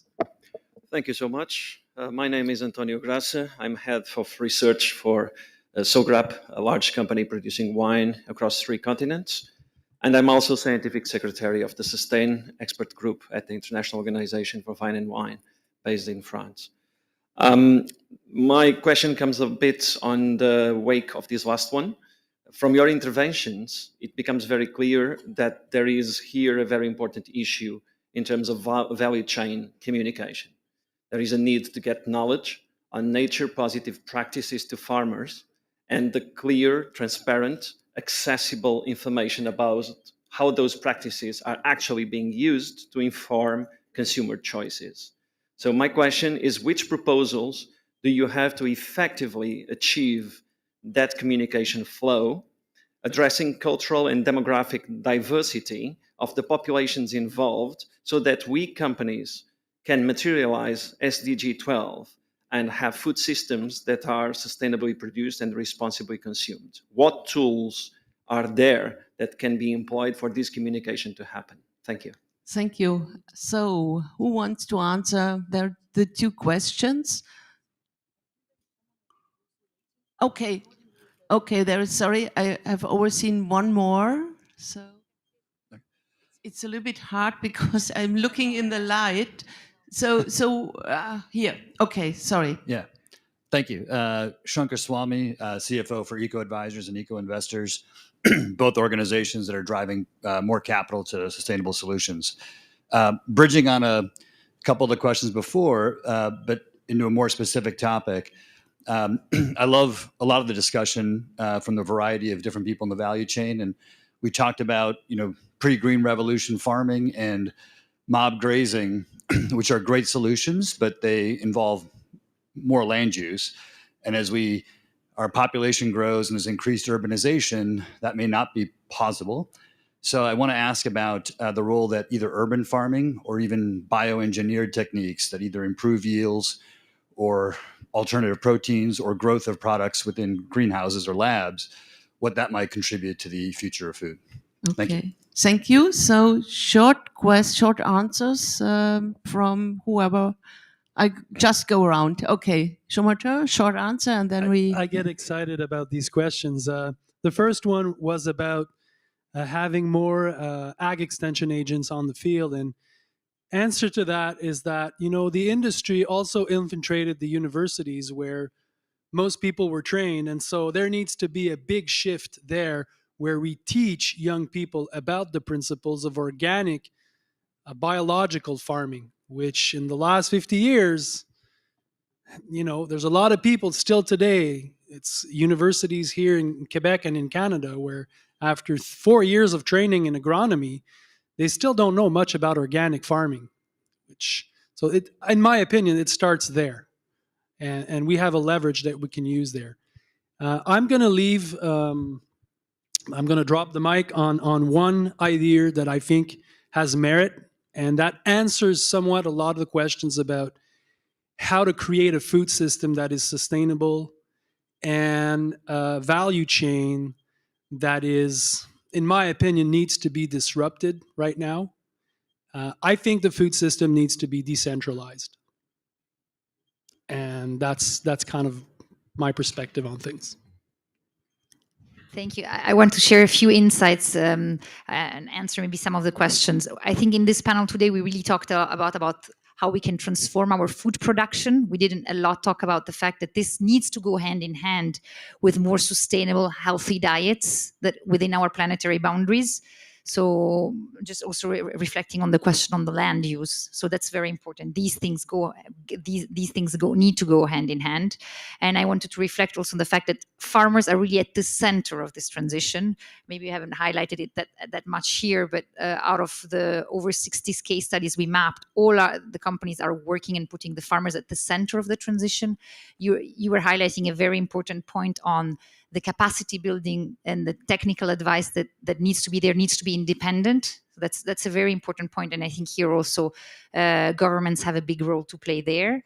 And something we have not cracked yet is how do we share information across the value chain and all the way down to consumers. For sure, data and technology will enable that. That's today how, for example, most of our members collect data on the ground on how these farming practices are implemented and the impacts on the ground. So there is already, but this needs to increase much more. And here I think there is a lot of place of innovation. We didn't talk about much, but we really advocate for of bringing innovations and supporting with innovations. So we're not going 50 years back. We're being inspired about common principles that we're using, but we're also fostering innovations to make sure that the speed and scale of the transformation is achieved. Just a couple points. Extension. Yeah, short. Or we're running out of time, but doesn't matter. Extension. It's critical, but again, I think the more we'll foster science and research at universities, so we can also have a graduate that are thinking in different ways, is going to be important. Finally, for the grower organization, I'll take that one. What we've done ourselves is we do have a small supply chain, so we do talk to our grower organization, whether it's GEPI in France, NPC in the US, or CPC in Canada. So we have that link continuously, and because we are a small supply chain, we engage them in the process. It is very critical. They represent growers, and we have to adopt resilience as our North Star. And so when we do that, then we can actually put in the different levels of flexibility that each of us are going to need depending on what the actual local situation is. And so, for example, one of the things that we did, we worked with the Michelin Foundation to put in place a platform called Rubberway, where it was using the technical advisors who are accustomed to going and off-taking as intermediaries the rubber in Indonesia, so that it was a way of training actually everybody in terms of what was important and what was going to be valued. And that type of structure is something that can actually catalyze so that everybody sees that it's worth their while and that there is actual value in that. But they can start small and they have to make the different steps to actually make it.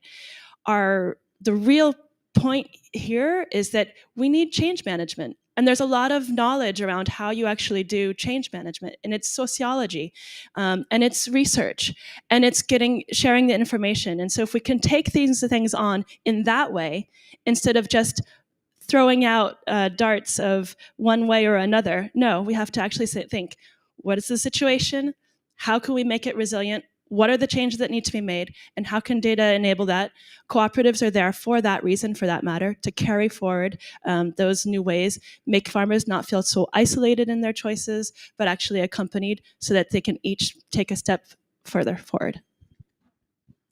Very quickly, there was a question on farmers groups. I think wherever you are in the world, yes, they're amazing, leverage them. We work with Practical Farmers of Iowa, so, find them. And if there aren't any, make them, because I think they can be really powerful.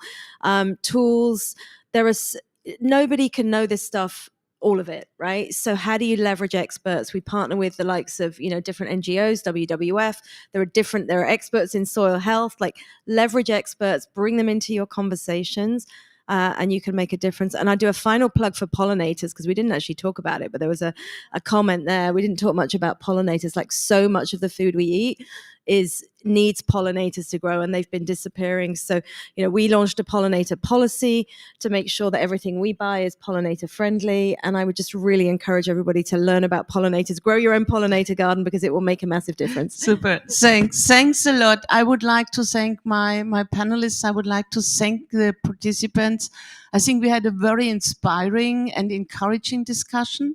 And for those who want to continue to discuss about food systems, tomorrow there is a full day in the Rio Convention Pavilion where we also talk about soil, we talk about women, smallholder farmers, we show practical approaches. It starts at 9, and whenever you have time, come over. It's in the Rio Convention Pavilion at 220B. Having said this, enjoy the day. The next session will be at 3 p.m. here, and now there is time for a lunch break. Thank you.